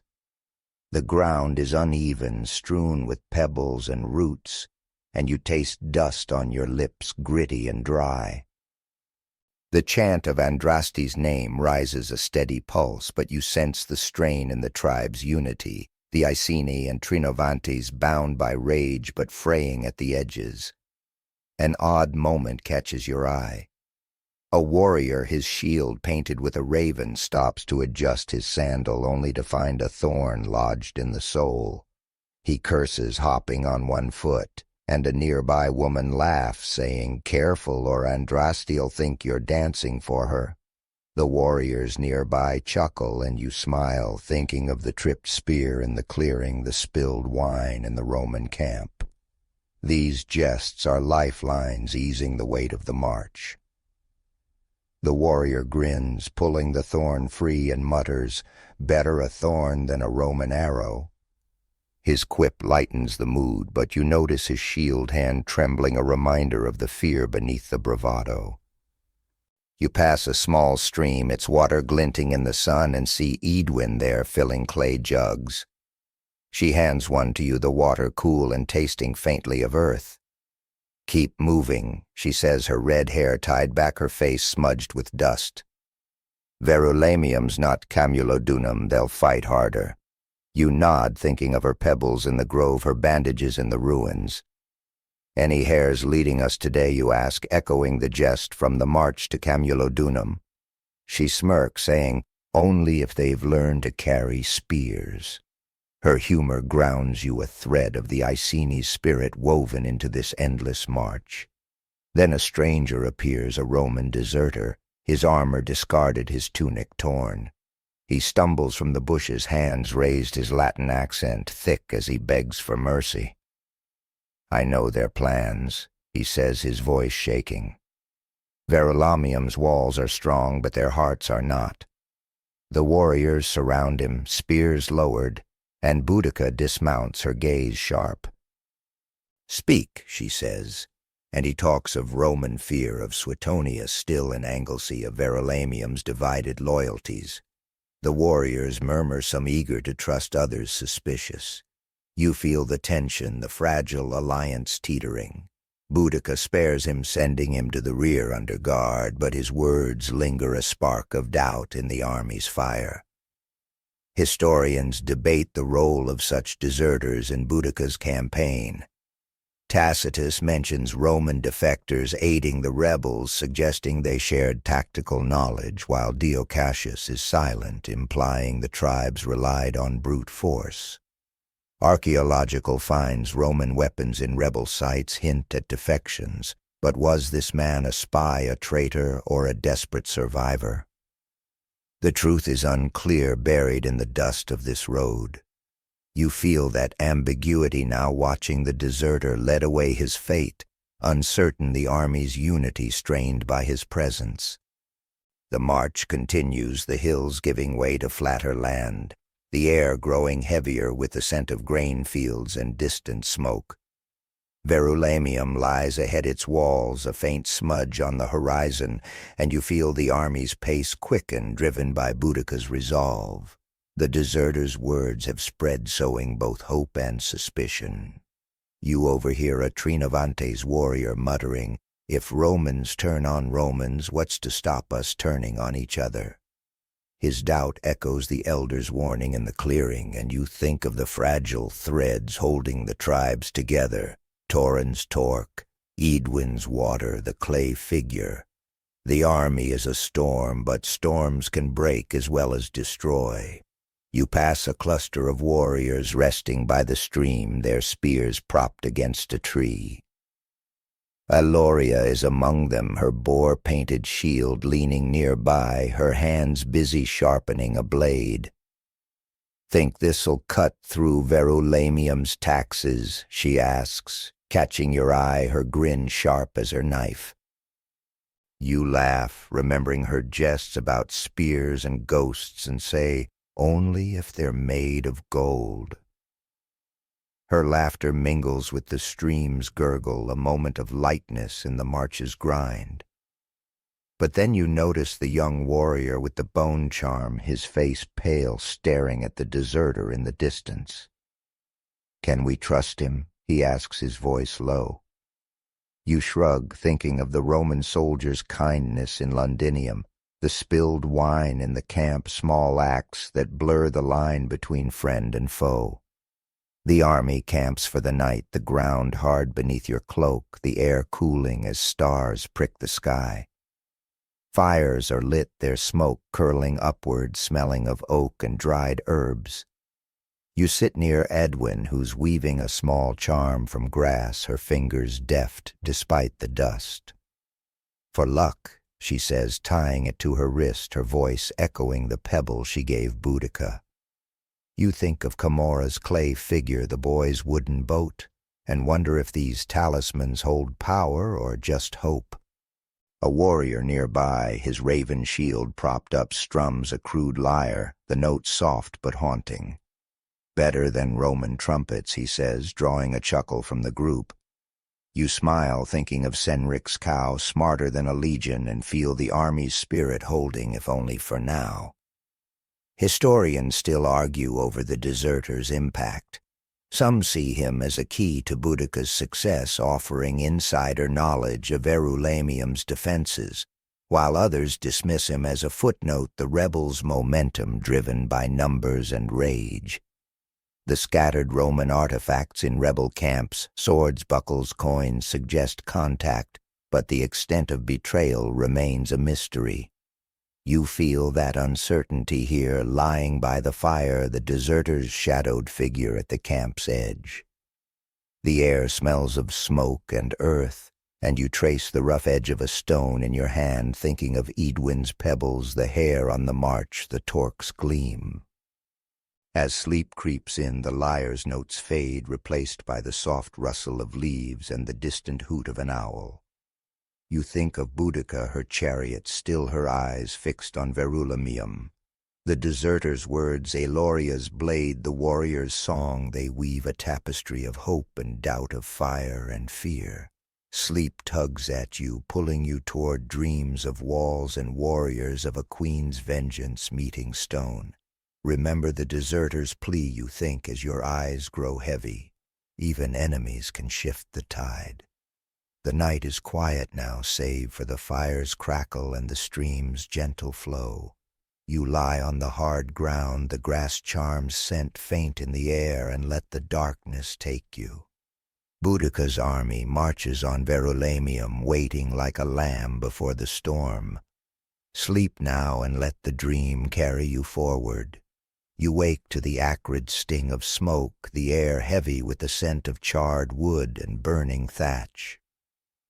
The dream has carried you from the march to the heart of Verulamium 60 CE, where Boudica's army has descended like a storm. Your cloak is damp with sweat, the ground beneath your boots a mix of mud and ash, the heat of nearby fires prickling your skin. The memory of the Roman deserter's plea, Edwin's grass charm, and Eloria's jest about taxes lingers, tying you to the road behind you. The Iceni village with its forge and Taurin's torque feels a lifetime away, but Boudica's fire burns here, consuming Verulamium's Roman heart. The sky is choked with smoke, the sun a dull red orb, and you hear the roar of flames and the screams of those caught in the chaos. You stand in a shattered street, the wooden buildings around you collapsing, their beams cracking like breaking bones.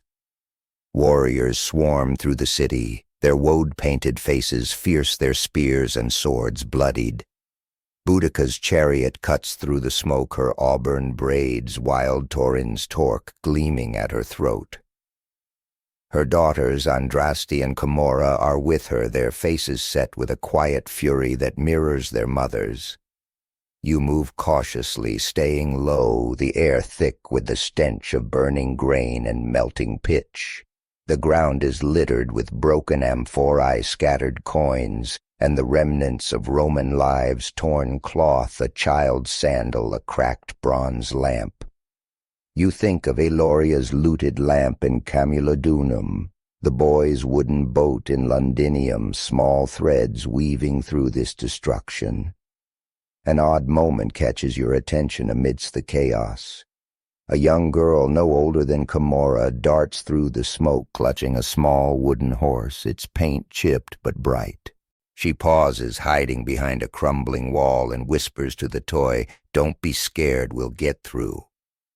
Her bravery, so small yet fierce, tugs at you, and you think of Camorra's clay figure, Edwin's pebbles. A nearby warrior, his raven-painted shield dented, spots her and kneels, saying, "That horse is braver than most Romans." His jest draws a shy smile from the girl, and you chuckle, remembering the tripped spear, the spilled wine. These moments of humanity shine like sparks in the firestorm, grounding you in the midst of ruin. The warriors press forward, targeting Verulamium's heart, a Roman forum, its stone pillars blackened, its market stalls reduced to ash. You hear the chant of Andraste's name, a pulsing rhythm, and see Edwin moving through the crowd, her red hair singed, carrying a bundle of looted cloth. For the wounded, she says, handing a strip to a bloodied warrior, or maybe just to patch our pride. Her quip echoes her words in Camulodunum, and you smile, thinking of her water jug, her grass charm. The air grows hotter, the smoke stinging your eyes, and you taste ash on your lips, gritty and bitter. Boudica's voice rises above the din, urging her warriors on. Let their stones fall, let their gods flee. The crowd roars, but you sense the strain, the tribe's unity fraying under the weight of this relentless fire. Historians debate the scale of Verulamium's destruction. Tacitus describes a systematic sacking targeting Roman symbols like the Forum, while Dio Cassius paints a picture of indiscriminate slaughter, a wildfire of rage. Archaeological evidence, thick ash layers, burned granaries, shattered mosaics, confirms a city razed. But how thorough was Boudica's plan?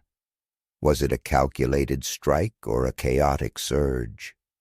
The truth lies buried in the ashes, and you feel that ambiguity now watching the Forum burn its pillars, cracking under the heat. The tribes fight as one, but their differences, Iceni, pride, Trinovantes, grudges, simmer beneath the surface like embers waiting to flare. Another odd moment unfolds. A warrior, his arm bandaged with Edwin's cloth, trips over a fallen statue, its marble head staring blankly at the sky. He curses, then laughs, saying, "Even their gods can't stand up to us." The nearby warriors chuckle, and you join in, thinking of Aloria's jests, the Romans' dropped shield. The laughter is brief, but it eases the weight of the slaughter, the screams of Romans and Britons alike echoing through the streets.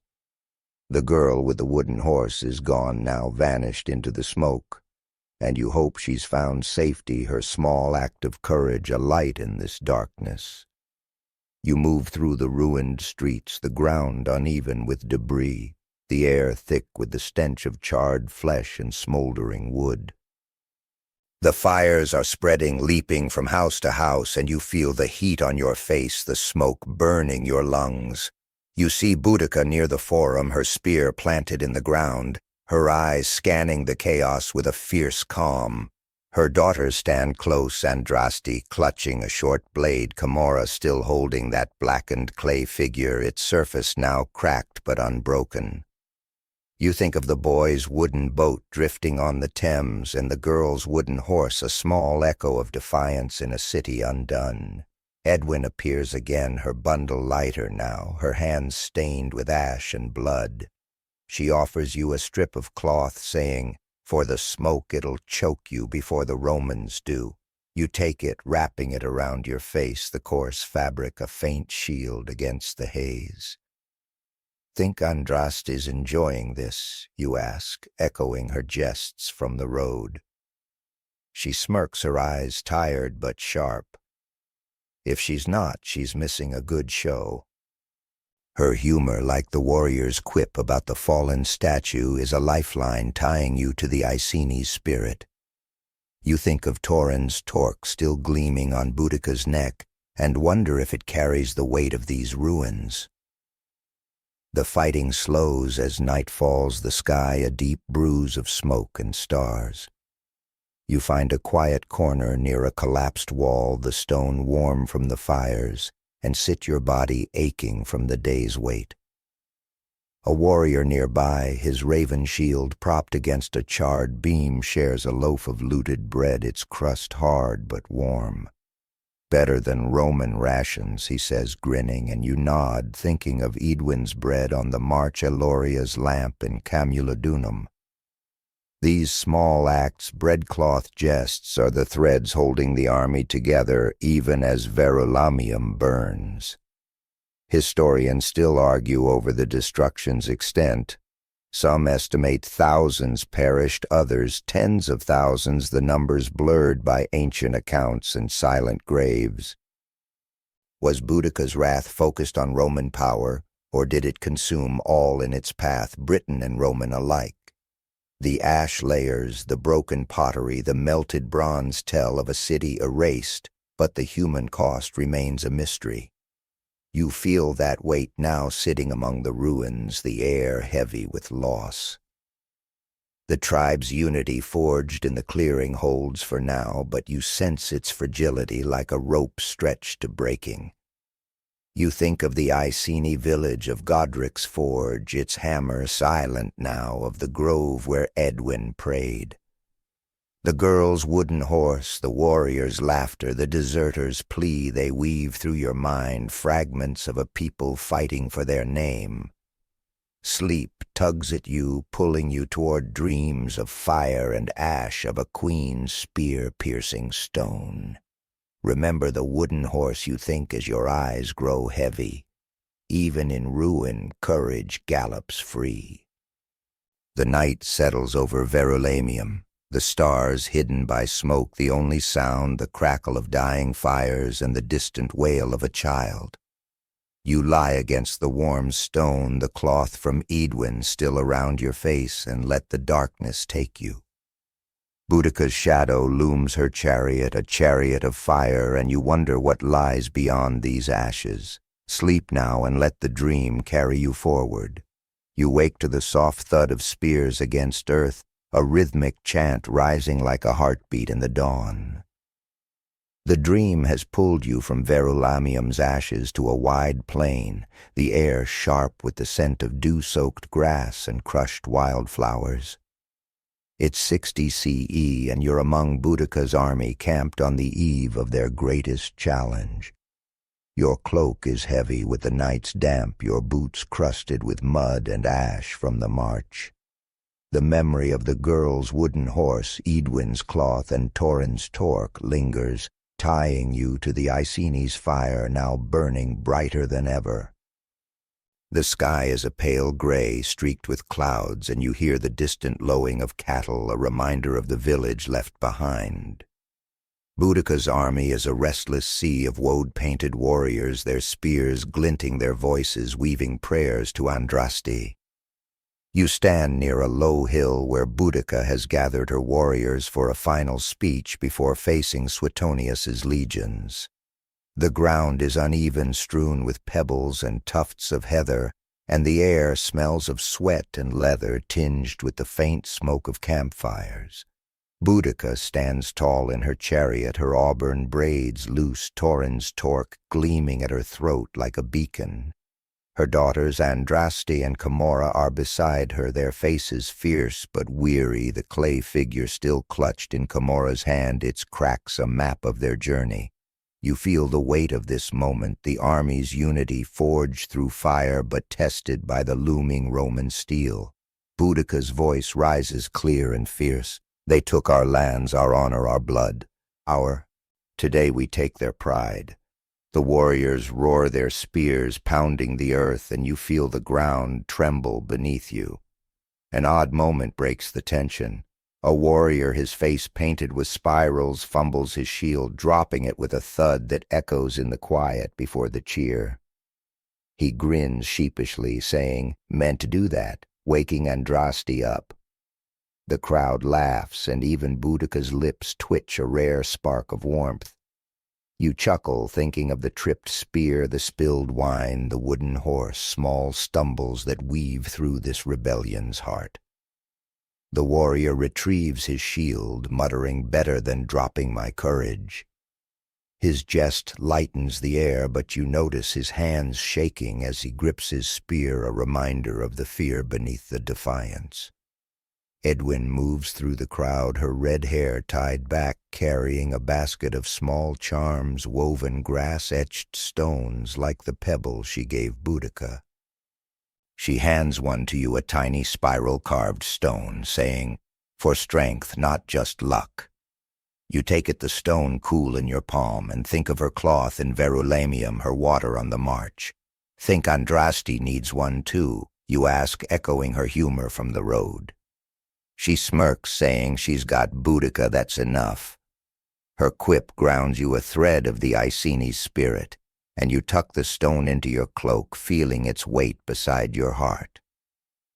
The warriors gather closer, their chants growing louder, the air thick with the scent of crushed herbs and burning oak from nearby fires.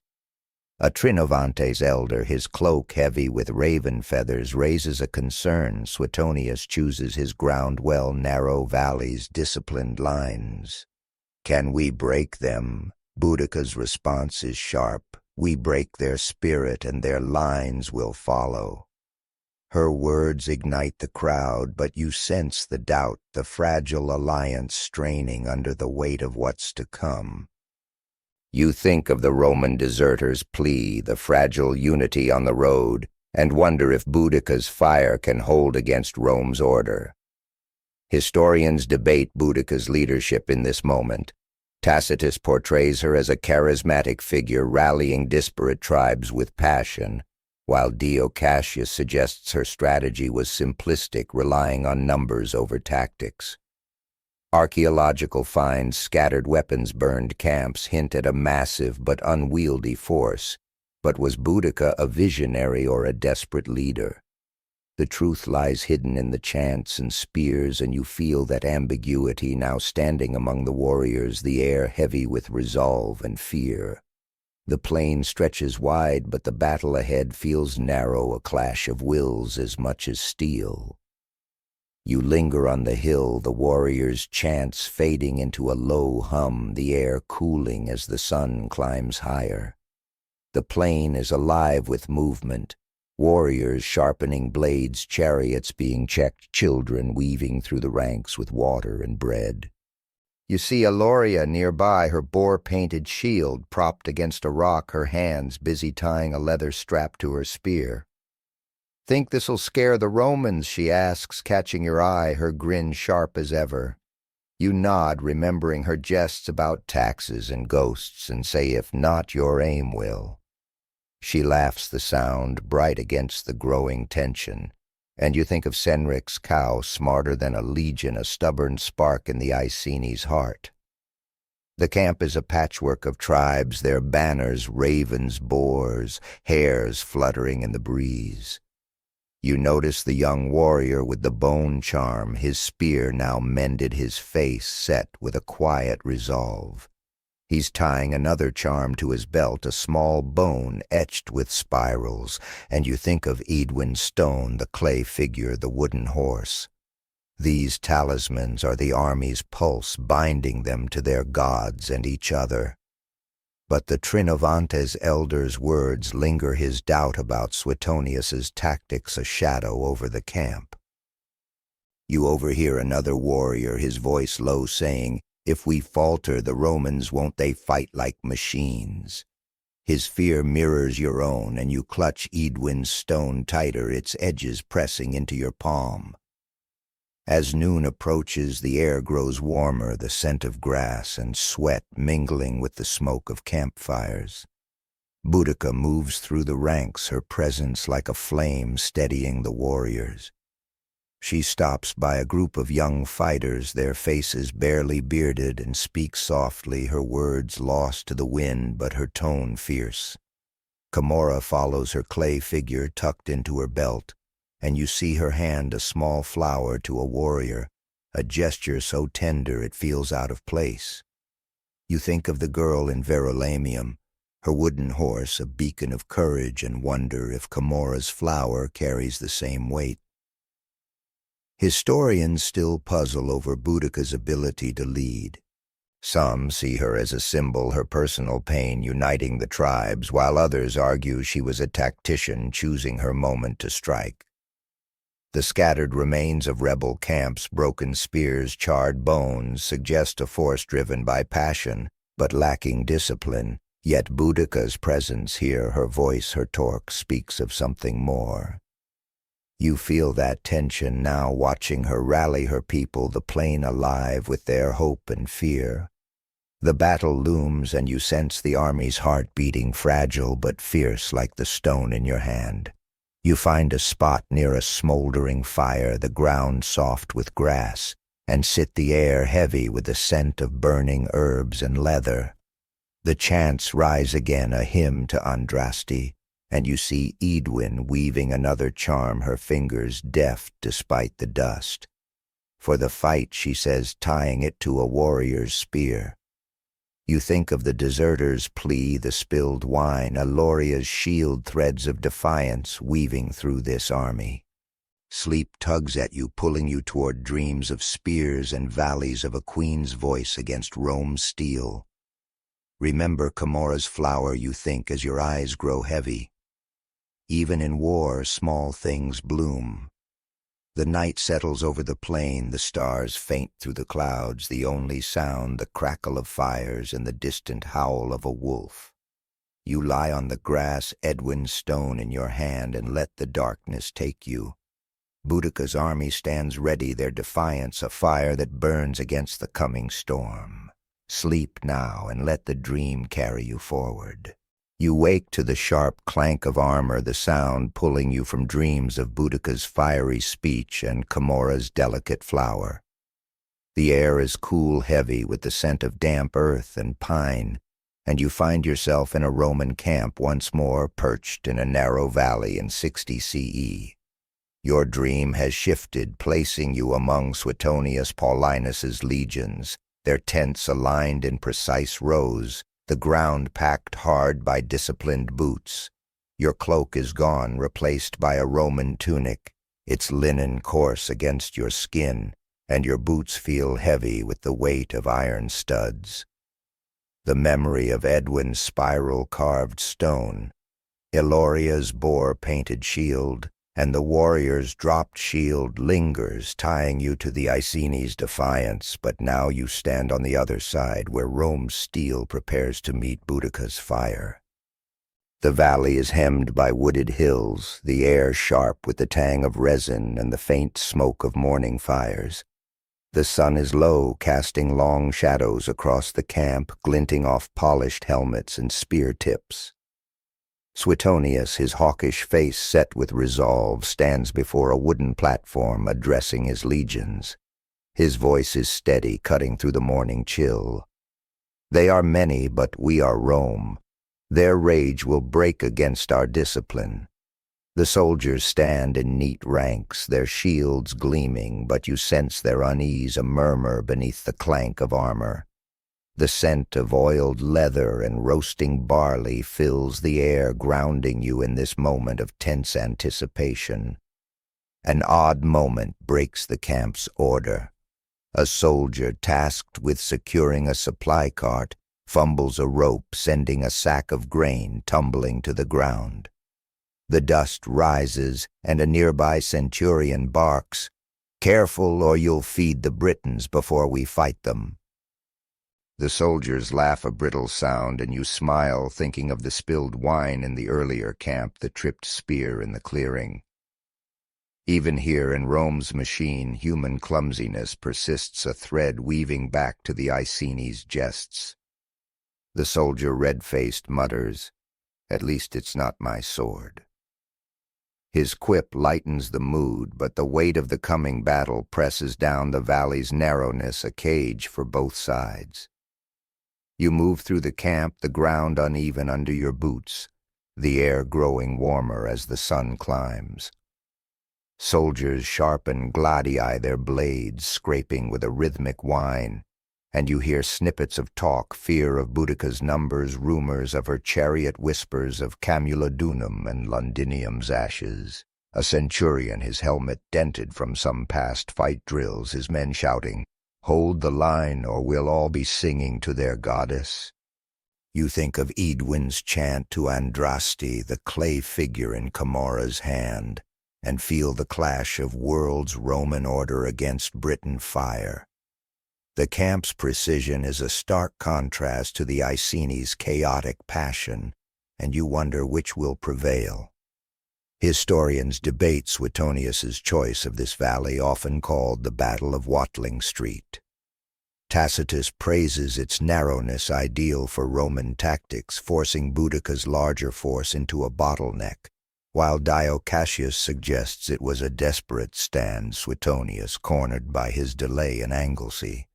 Archaeological clues, scattered Roman buckles, broken spearheads point to a site near modern Mansetter, but the exact location remains a mystery lost in the haze of time.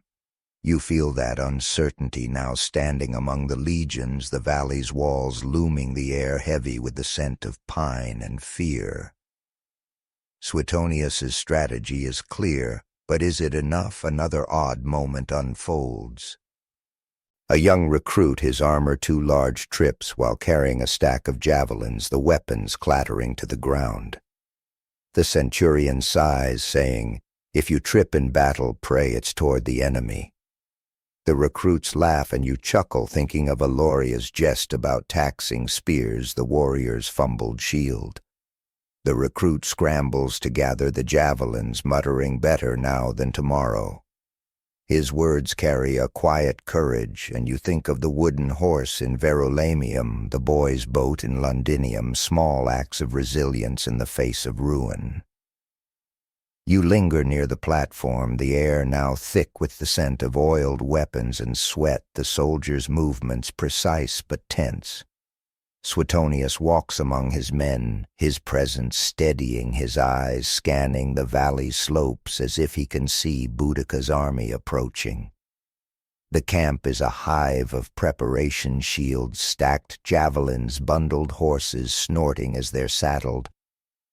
You hear a distant horn, Not Roman, but Briton, its wail echoing through the valley, and the soldiers stiffen their faces, betraying the fear they hide behind discipline. You think of Boudica's speech on the plain, her torque gleaming Camora's flower, and feel the weight of two worlds colliding. A grizzled soldier, his face scarred, offers you a sip from his water skin, its leather worn but cool. "Drink," he says, echoing Edwin's words on the march. "Long day tomorrow." You take at the water, tasting faintly of clay, and thank him. He shrugs, saying, "Hope it's not our last." His half-jest mirrors the Iceni's humor, and you think of the spilled grain, the recruits' tripped javelins, Aloria's sharp grin. These moments of humanity bridge the gap between Roman and Briton, reminding you that both sides march toward the same fate. The soldier points to the valley's narrow mouth, saying, "That's where she'll come, and we'll be waiting." His confidence is steady, but you sense the doubt beneath it like a crack in Rome's armor. The camp settles as dusk falls, the sky deepening to indigo, the air cooling with the promise of rain. Fires burn low, their smoke curling upward, smelling of oak and dried herbs. You see a group of soldiers gathered around a fire, sharing stories of past campaigns, their voices low but steady. One tells of a Briton warrior who fought with a broken spear, and you think of the young warrior with the bone charm, his mended weapon a symbol of defiance. The Romans' tales are different, disciplined and measured, but the fear is the same, a thread tying them to the Iceni's chants and jests. Historians still argue over Suetonius's tactics. Some see the valley as a masterstroke, leveraging Rome's discipline against Boudica's numbers, while others view it as a desperate choice, his forces stretched thin after Anglesey. The scattered remains, Roman shields, Briton spearheads offer clues, but no answers, the battlefield's location a puzzle. You feel that tension now, sitting by a fire, the ground hard beneath you, the air heavy with the scent of pine and ash. The horn sounds again, closer now, and you imagine Boudica's army, their woad and spears, their fire ready to meet Rome's steel. You find a quiet spot near a tent, the canvas flapping softly, the ground cool under your tunic. The stars are faint, hidden by clouds, and you hear the distant rustle of leaves, the soft whinny of a horse. You think of Edwin's stone still tucked in your cloak, of Camora's flower, the wooden horse, the deserter's plea. These fragments weave through your mind a tapestry of courage and doubt, of fire and discipline. Sleep tugs at you, pulling you toward dreams of valleys and clashing steel, of a queen's defiance meeting Rome's stand.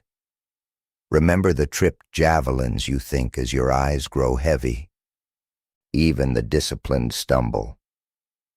The night settles over the camp, the fires dying to embers, the only sound, the soft creak of leather and the valley's quiet breath.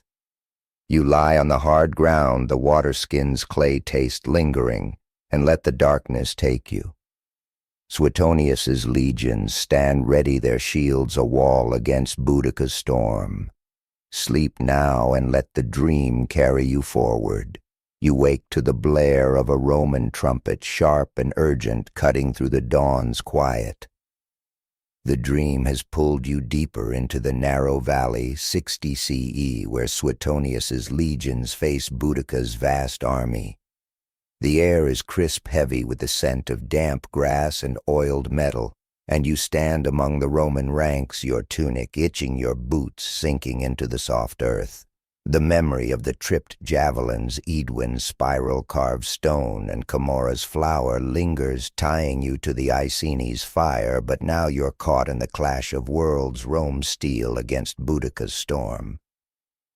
The sky is pale, streaked with clouds, and the valley's wooded slopes loom like silent judges, the air thick with the tang of pine and the distant smoke of campfires. The Roman legions are arrayed in tight formation, their shields a gleaming wall, their javelins poised like a forest of iron. Suetonius stands at the center, his hawkish face calm, his voice steady as he shouts orders. Hold the line, strike as one. Across the valley, Boudica's army sprawls, a chaotic sea of woad-painted warriors, chariots and waving banners, boars, ravens, hares. Her chariot is a beacon, Taurin's torque, glinting at her throat, her daughters Andraste and Camorra beside her, their faces fierce. You hear the chant of Andraste's name, a pulsing roar, and feel the ground tremble as her warriors surge forward, their spears raised, their cries shaking the air. The battle begins, and you taste dust and fear the air heavy with the clash of iron and the screams of the fallen. An odd moment catches you amidst the chaos. A Roman soldier, his shield dented, slips in the mud, his javelin flying wild and striking a tree. A nearby centurion laughs, shouting, "Aim for the Britons, not the oaks."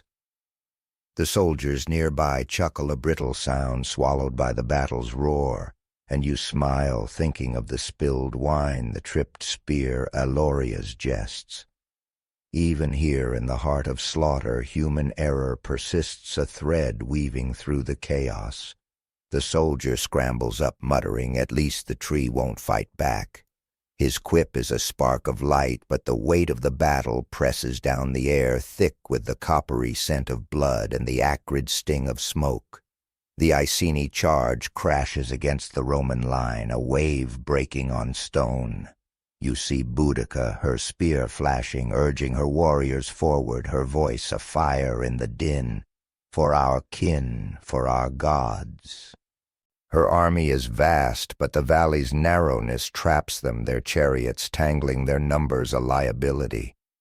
The Romans hurl javelins, their discipline a machine, and you hear the sickening thud of iron meeting flesh. You spot the young warrior with the bone charm, his spear bloodied, fighting with a desperate courage. He pauses to help a fallen comrade, dragging him to safety, a surprising act of loyalty amidst the chaos.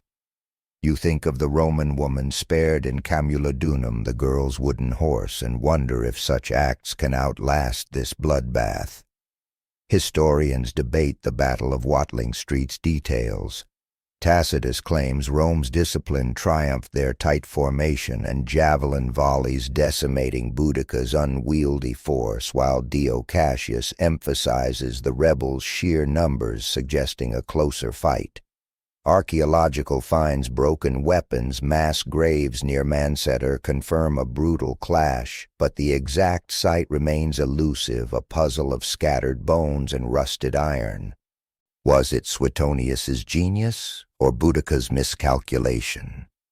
You feel that ambiguity now, standing amid the Roman ranks, the valley a cauldron of blood and dust. The tribe's unity forged in fire frays under Rome's steel, and you sense the tide turning the air heavy with loss.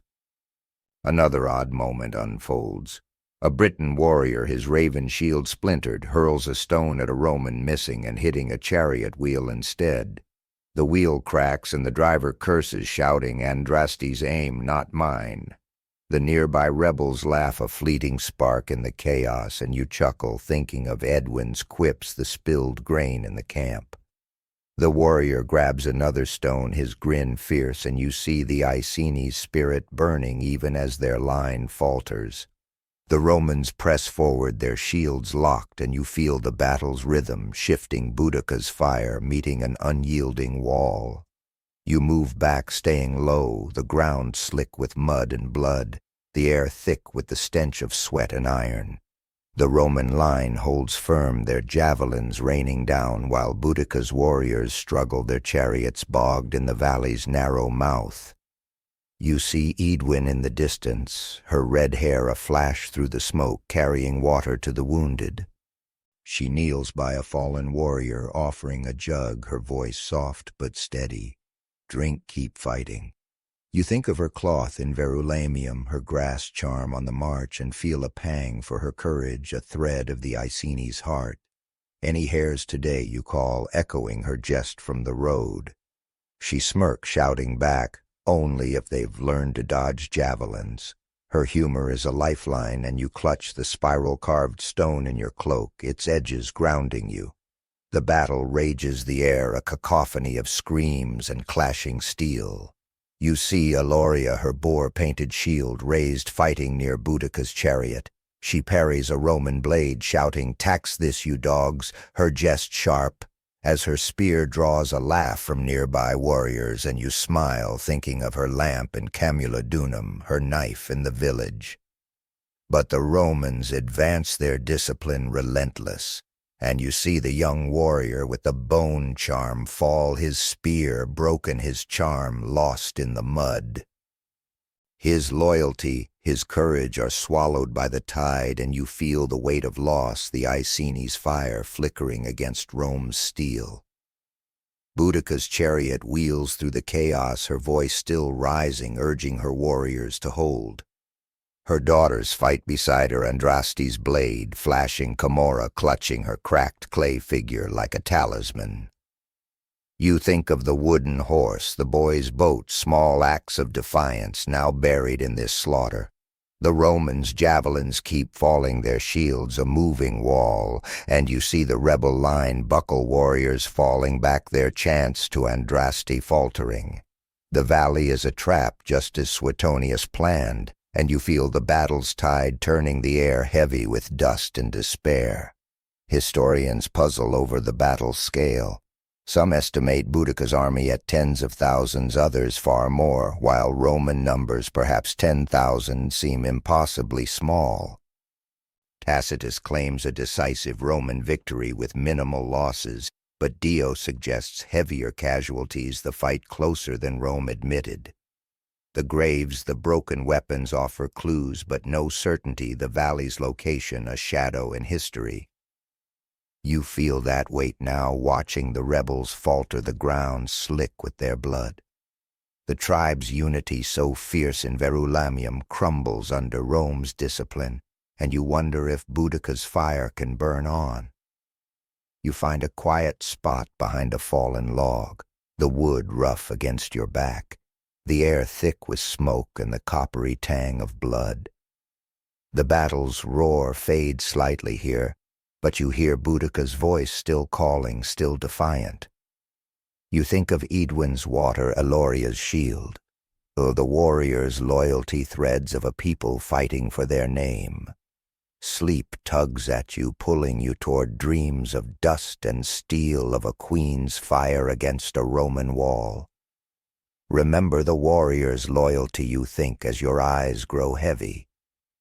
Even in defeat it shines.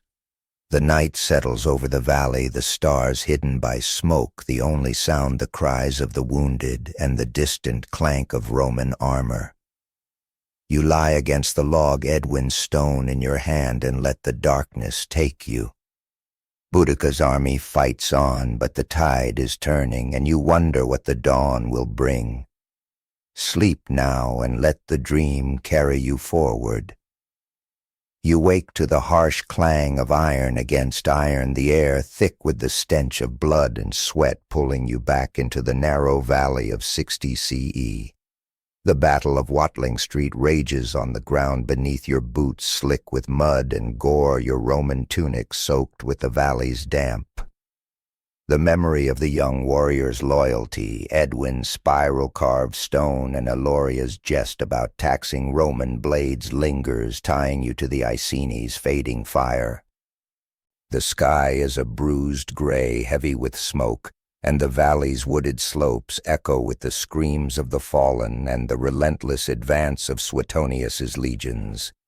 You stand among the chaos, not a soldier but a witness, your heart pounding as Boudica's army falters against Rome's unyielding steel. The Roman line is a wall of shields, their javelins falling like rain, each thud a death knell for the Briton warriors. Across the valley, Boudica's army, once a vast sea of woad and spears, is breaking their chariots, trapped in the narrow defile, their numbers a curse in this confined space. You see Boudica in her chariot, her auburn braids wild Taurin's torque gleaming through the dust, her voice still rising, "Hold for our kin, for Andraste." But her warriors are retreating, their chants faltering, their spears snapping under Roman blades. The air tastes of ash and iron, and you feel the tide turning, the Iceni's fire drowning in a sea of discipline. An odd moment catches your eye amidst the slaughter. A Briton warrior, his raven-painted shield cracked, pauses to tie a broken sandal, his fingers fumbling in the mud. A nearby comrade, bloodied but grinning, shouts, "Fix it quick, or you'll dance barefoot with the Romans." The warrior laughs a sharp sound, swallowed by the battle's roar, and you smile, thinking of the tripped javelins, the spilled wine, the wooden horse. These jests are sparks in the darkness, and the warrior sandal-tied charges back into the fray, shouting, "I'll dance on their shields instead." His defiance, small but fierce, mirrors the Iceni's spirit, even as their line crumbles. You spot Edwin through the smoke, her red hair a beacon dragging a wounded warrior to safety. She offers him water, her voice steady despite the chaos. "Drink, you're not done yet."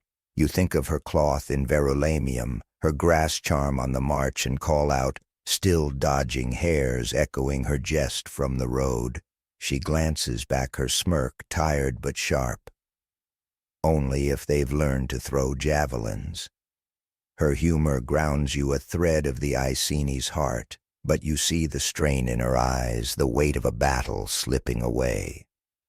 The ground is littered with broken spears, fallen banners, and the bone charm of the young warrior, now lost in the mud, a symbol of hope buried in defeat. The Romans press forward, their shields locked, their gladii flashing in the dim light. You see Aloria, her boar-painted shield splintered, fighting near Boudica's chariot. She parries a Roman blade, shouting, "No taxes on this." Her jest, sharp as ever, draws a fleeting laugh from nearby warriors, but her shield arm trembles, and you sense the end nearing. Boudica's daughters Andraste and Camorra fight beside her. Camorra still clutching her cracked clay figure, its surface now stained with blood. You think of the girl's wooden horse, the boy's boat, small talismans overwhelmed by this tide of steel. Historians debate the battle's casualties. Tacitus claims Rome lost few, perhaps hundreds, while Boudica's army suffered tens of thousands, a massacre born of discipline over numbers. Dio Cassius suggests a bloodier fight with heavier Roman losses, the outcome less certain. Archaeological finds, mass graves, shattered weapons near Mancetter confirm the slaughter, but the numbers remain a mystery, blurred by ancient boasts and silent bones. You feel that ambiguity now, watching the rebels fall the valley, a cauldron of blood and dust. The tribe's unity, so fierce in Verulamium, unravels under Rome's relentless advance, and you wonder if Boudica's fire can burn on. You move back, staying low the ground, a treacherous mix of mud blood and broken spears. The air is thick with smoke and the coppery tang of slaughter, the screams of the wounded mingling with the clank of Roman armor. Boudica's chariot is a fading beacon, her warriors retreating, their banners trampled in the mud. You see the young warrior with the bone charm, or what's left of him, lying still, his hand open, the charm gone. His loyalty, so vivid moments ago, is now a memory like Edwin's pebbles, Taurin's torque the wooden horse. The Romans advance their discipline, a machine, their javelins cutting through the chaos like a scythe through wheat. Edwin appears again, her basket empty, her hand stained with blood and ash. She kneels by another wounded warrior, binding his arm with a strip of cloth, her voice soft but urgent. "Stay with us, you're stronger than their steel." You think of her water jug, her grass charm, and feel a pang for her courage, a light in this darkening storm. "Any flowers left?" you ask, echoing Camorra's small gesture on the plain. Edwin shakes her head, her eyes fierce. "Only thorns now." Her words, sharp but heavy, carry the weight of defeat, and you clutch the spiral-carved stone in your cloak, its edges a reminder of the Iceni's fading hope. The battle's rhythm shifts the Romans, gaining ground, their shields a moving wall. You see Aloria fall, her boar-painted shield shattered, her jests silenced by a Roman blade. Her loss hits like a stone, and you think of her lamp in Camulodunum, her knife in the village, small sparks now extinguished. Boudica's voice still rises, but it's fainter now, her chariot surrounded by a shrinking knot of warriors. Andraste fights with a fury that mirrors her mother's, while Camorra, her clay figure clutched tight, swings a blade with a child's desperate strength. The valley is a trap, Suetonius's plan unfolding, and you feel the tide turn fully, the Iceni's fire drowning in blood. Historians still argue over the battle's cost. Some see it as a Roman triumph, their losses minimal, while others, citing Dio's account, suggest a harder-fought victory with Rome bloodied but unbroken. The graves near Mancetter, filled with Briton bones, speak of a massacre, but Roman casualties remain a shadow, their numbers uncounted. You feel that weight now, watching the rebels scatter the ground, a carpet of broken bodies and dreams. The tribe's unity, forged in the clearing, burns out here, and you wonder if Boudica can rally them again. You find a quiet spot behind a fallen chariot, its wheel cracked like the warrior's jest in the battle's start. The air is heavy with smoke and despair, the ground cold beneath you. You hear Boudica's voice, a distant cry, now urging her warriors to retreat, to live to fight another day. The Romans halt their line unbroken, their trumpets blaring victory. You think of Edwin's thorns, Aloria's fall, the lost bone charm, threads of a people unraveling. Sleep tugs at you, pulling you toward dreams of dust and defeat, of a queen's fire fading against Rome's steel. Remember Aloria's last jest, you think, as your eyes grow heavy. Even in loss, defiance burns. The night settles over the valley, the stars hidden by smoke, the only sound the moans of the wounded and the distant clatter of Roman armor. You lie against the chariot, Edwin's stone in your hand, its spirals worn smooth. Boudica's army is broken, but her shadow lingers, a promise of fire not yet quenched. Sleep now and let the dream carry you forward. You wake to the faint rustle of leaves, the air cool and heavy with the scent of damp earth and crushed heather. The dream has shifted, pulling you from the blood-soaked valley of Watling Street to a quiet clearing in 60 CE where the remnants of Boudica's army have fled. Your cloak is tattered, streaked with mud and ash, your boots sinking into the soft ground. The memory of Aloria's last jest, Edwin's spiral-carved stone, and the young warrior's lost bone charm lingers, tying you to the Iceni's fading fire. The sky is a heavy gray, the clouds low, and you hear the distant wail of a horn, not Roman but Briton, a mournful echo of the battle's end. Boudica stands at the clearing's edge, her chariot still, her auburn braids loose, Torrens torque, dull with dust, but gleaming with defiance. The clearing is a refuge ringed by ancient oaks, their branches heavy with mistletoe, the air thick with the scent of moss and pine. A handful of warriors, their woad faded, their spears broken, gather around Boudica, their faces etched with exhaustion and grief. Her daughters Andraste and Camorra stand close, Camorra clutching her cracked clay figure, its surface now blackened with blood and soot. You feel the weight of defeat, the air heavy with the silence of a broken army. Boudica's voice, when it comes, is low but fierce. We are not done.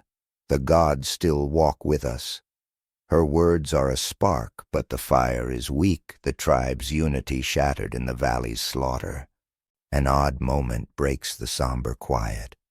A young warrior, his arm bandaged, tries to sharpen a broken spear, only to snap it further, the wood splintering with a sharp crack.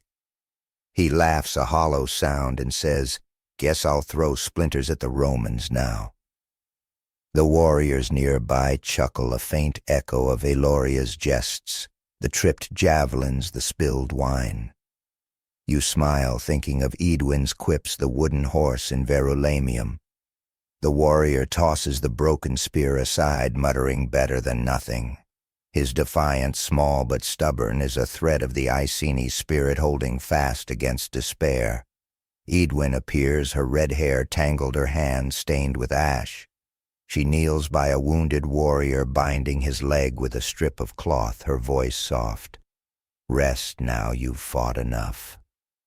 You think of her water jug, her grass charm, and call out, any thorns left echoing her words from the battle. She looks up, her eyes tired but sharp. "Plenty, but they're all in my heart." Her humor, bitter-sweet, now grounds you, and you clutch the spiral-carved stone in your cloak, its edges worn but steady.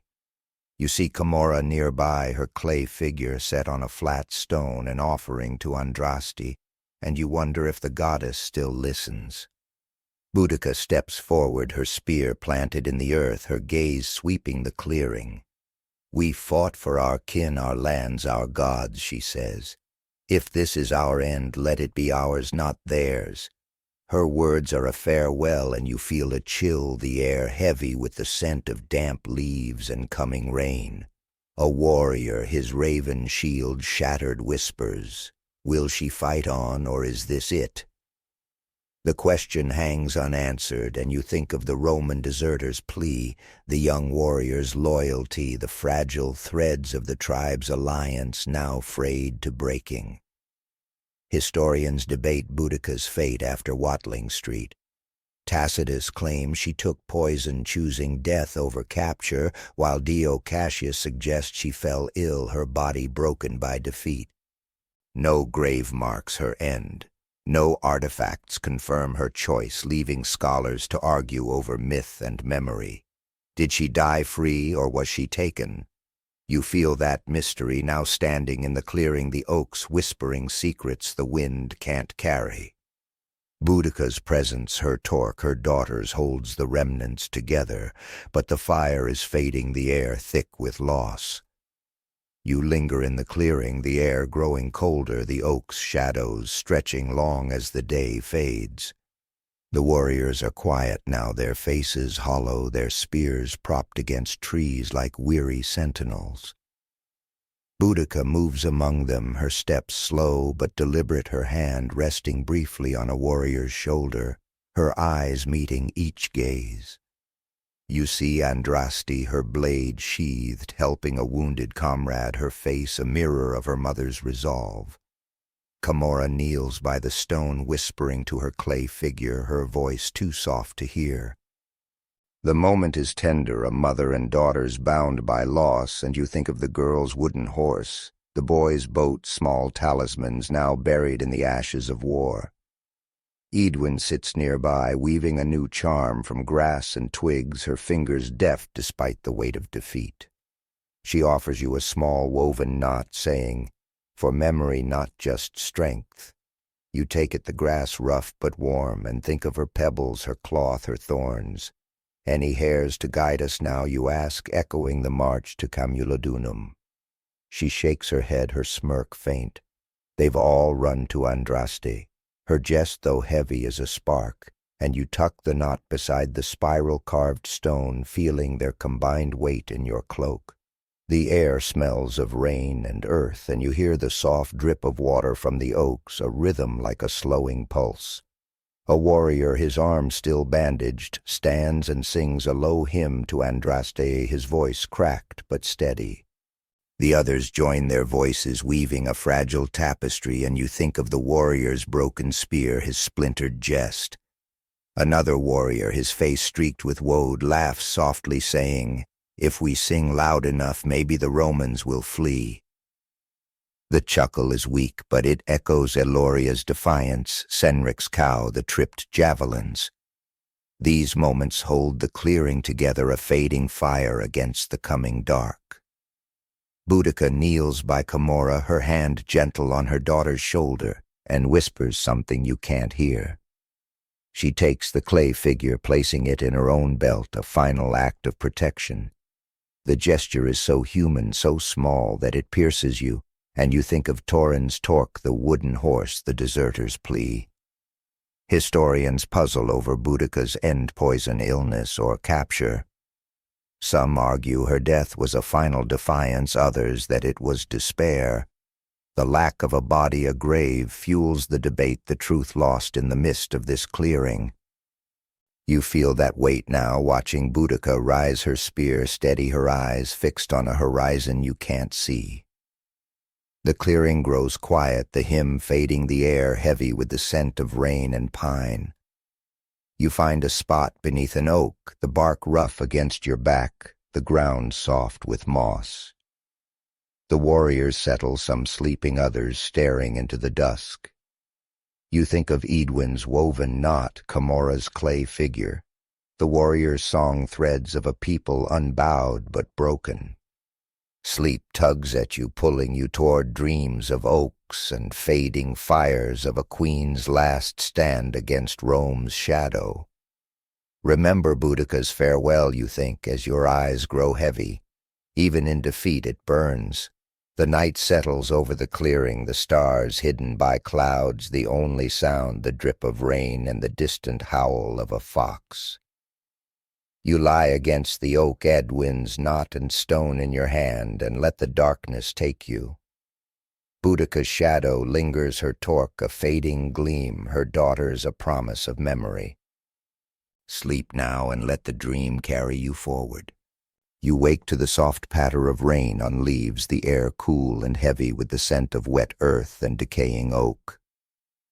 The dream has carried you from Boudica's last stand in the clearing to a quiet Iceni village months after the Battle of Watling Street in 60 CE. Your cloak is patched, its wool damp from the drizzle, your boots sinking into the mud of a familiar path.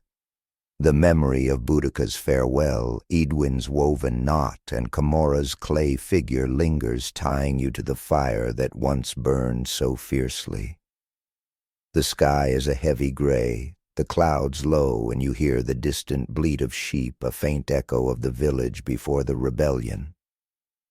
The air feels empty, the weight of defeat settling like dust over the land. You walk toward the village center, the thatched huts sagging under the rain, their once vibrant wattle walls dulled by time and loss. The forge where Godric once hammered blades is silent, its fire cold, the air tinged with the faint char of forgotten embers. A few villagers move quietly, their faces gaunt, their eyes avoiding yours. The rebellion's cost is etched in their silence. Families' broken fields untended, the spirit of the Iceni crushed under Roman boots. You think of Torrens Torque, Edwin's pebbles, the warrior's splintered spear, and feel the absence of Boudica's voice, a void where her fire once roared. An odd moment breaks the village's gloom. A young boy, his tunic patched, chases a stray chicken through the mud, slipping and landing with a splash. He laughs a bright sound and calls out faster than a Roman, but not fast enough. A nearby woman, her hair streaked with gray, chuckles, saying, "You'll need more than mud to catch that bird." You smile, thinking of Aloria's jests, the tripped javelins the warriors sandal in the battle. The boy scrambles up, grinning, and says, "Next time I'll borrow Andraste's hair." His quip small but lively as a spark in the village's quiet despair, a thread of the Iceni's stubborn heart.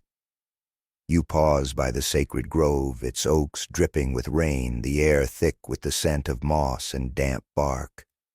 Edwin is there, kneeling by the stone altar, her red hair wet and tangled, placing a new pebble etched with a spiral beside the others. "For them," she says softly, noticing you, her voice heavy with memory.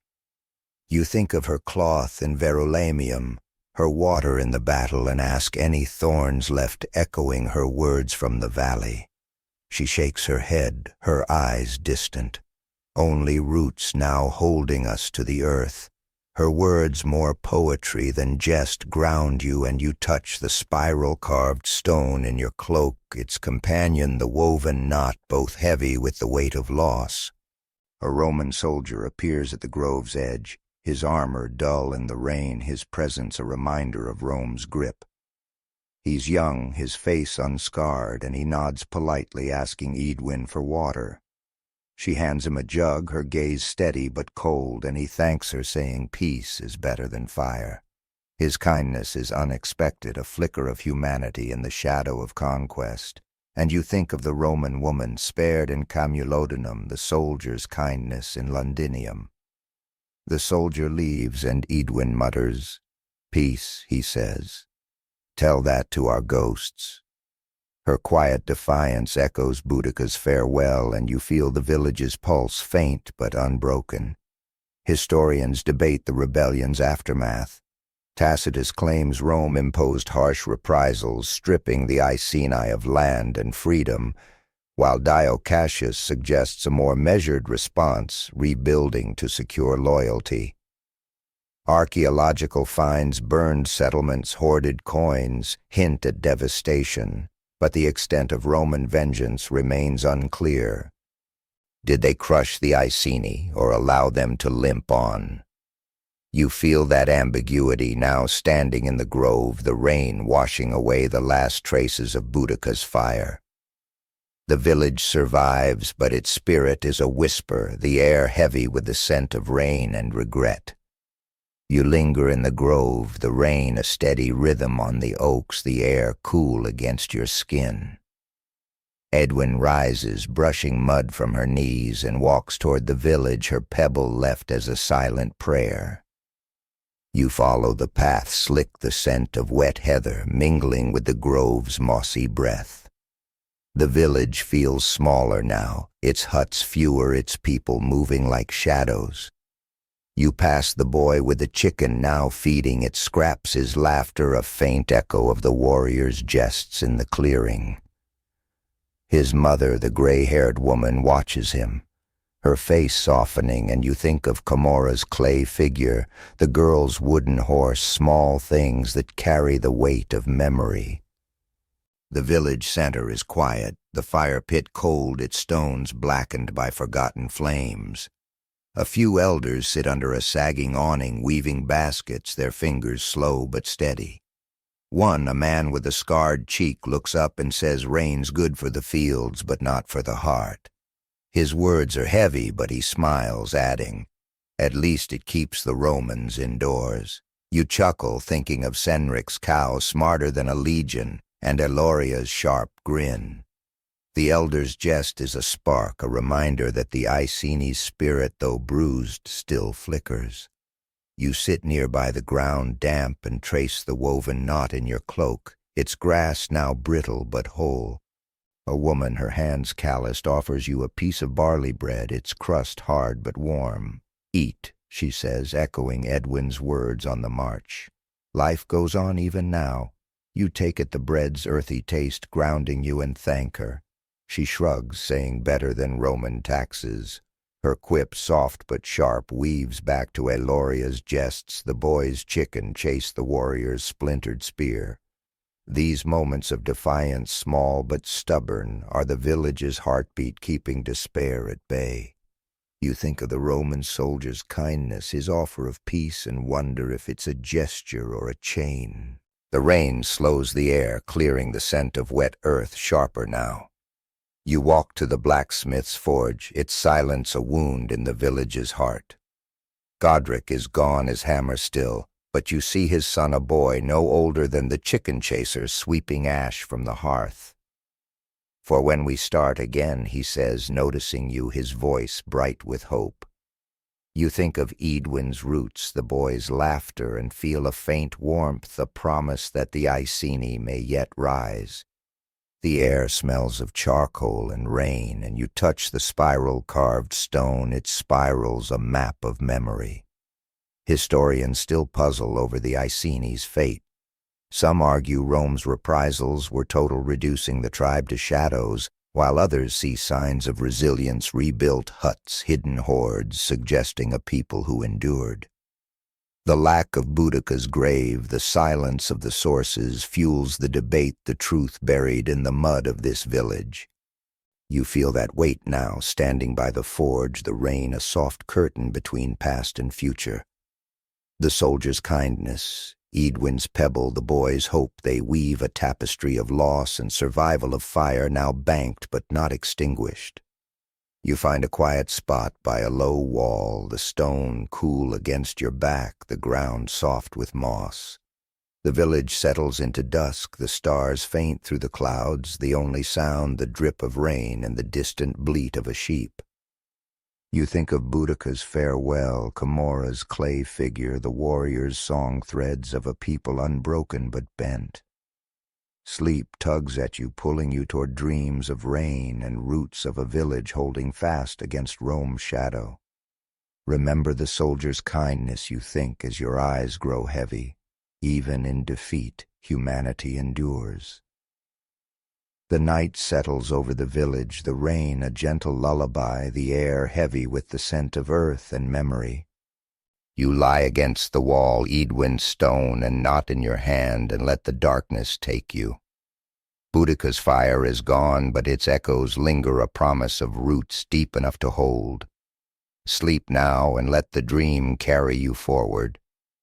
You wake to the soft creak of a wooden gate, the air cool and sharp with the scent of frost-kissed grass and distant wood smoke.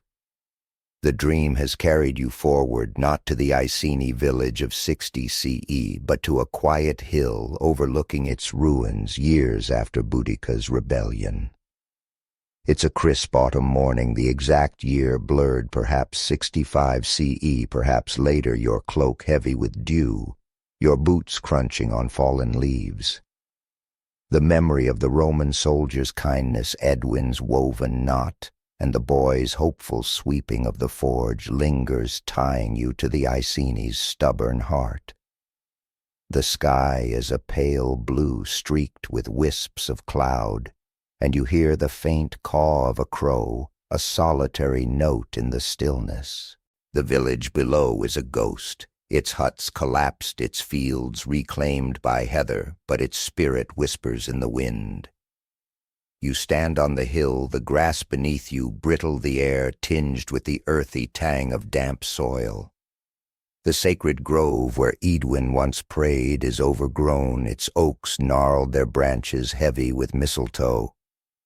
You see the stone altar now cracked, its spiral-etched pebbles scattered like forgotten promises.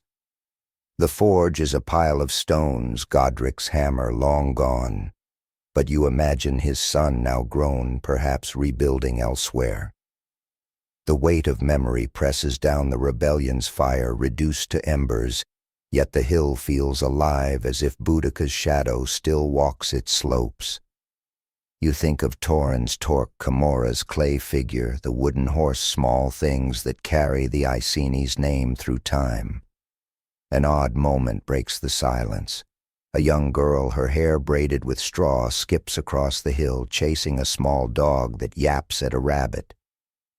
She trips on a root, tumbling into the grass with a giggle, and calls out, "You're faster than Andraste's hare." The dog barks, circling her, and an older woman, her mother perhaps, laughs from a nearby path, saying, "You'll need wings to catch that one." You smile, thinking of the boy's chicken chase, Eloria's jests, the warrior's splintered spear. The girl dusts herself off, grinning, and says, "Next time I'll be the hare." Her joy, small but bright, is a spark in the ruined shadow, a thread of the Iceni's resilience woven into the future. You walk toward the grove, the air cooler under the oaks, the scent of moss and wet bark grounding you. You kneel by the altar, tracing a spiral on a fallen pebble, and think of Edwin, her hand steady as she placed her offerings. Her fate is unknown. Did she survive or fall with the others? But her spirit feels close, her woven knot still tucked in your cloak beside the spiral-carved stone. Any roots left, you whisper, echoing her words from the village. The wind answers a soft rustle, and you imagine her smirk, her voice saying, deeper than Rome's reach. The thought is a comfort, a reminder that the Iceni's heart, though buried, still beats. A Roman patrol passes below the hill, their armor glinting in the weak sunlight, their sandals crunching on the old village path. They're fewer now, their presence less oppressive, but their shadow lingers. One soldier, older with a scarred hand, pauses to pick up a broken pottery shard, turning it over as if it holds a story.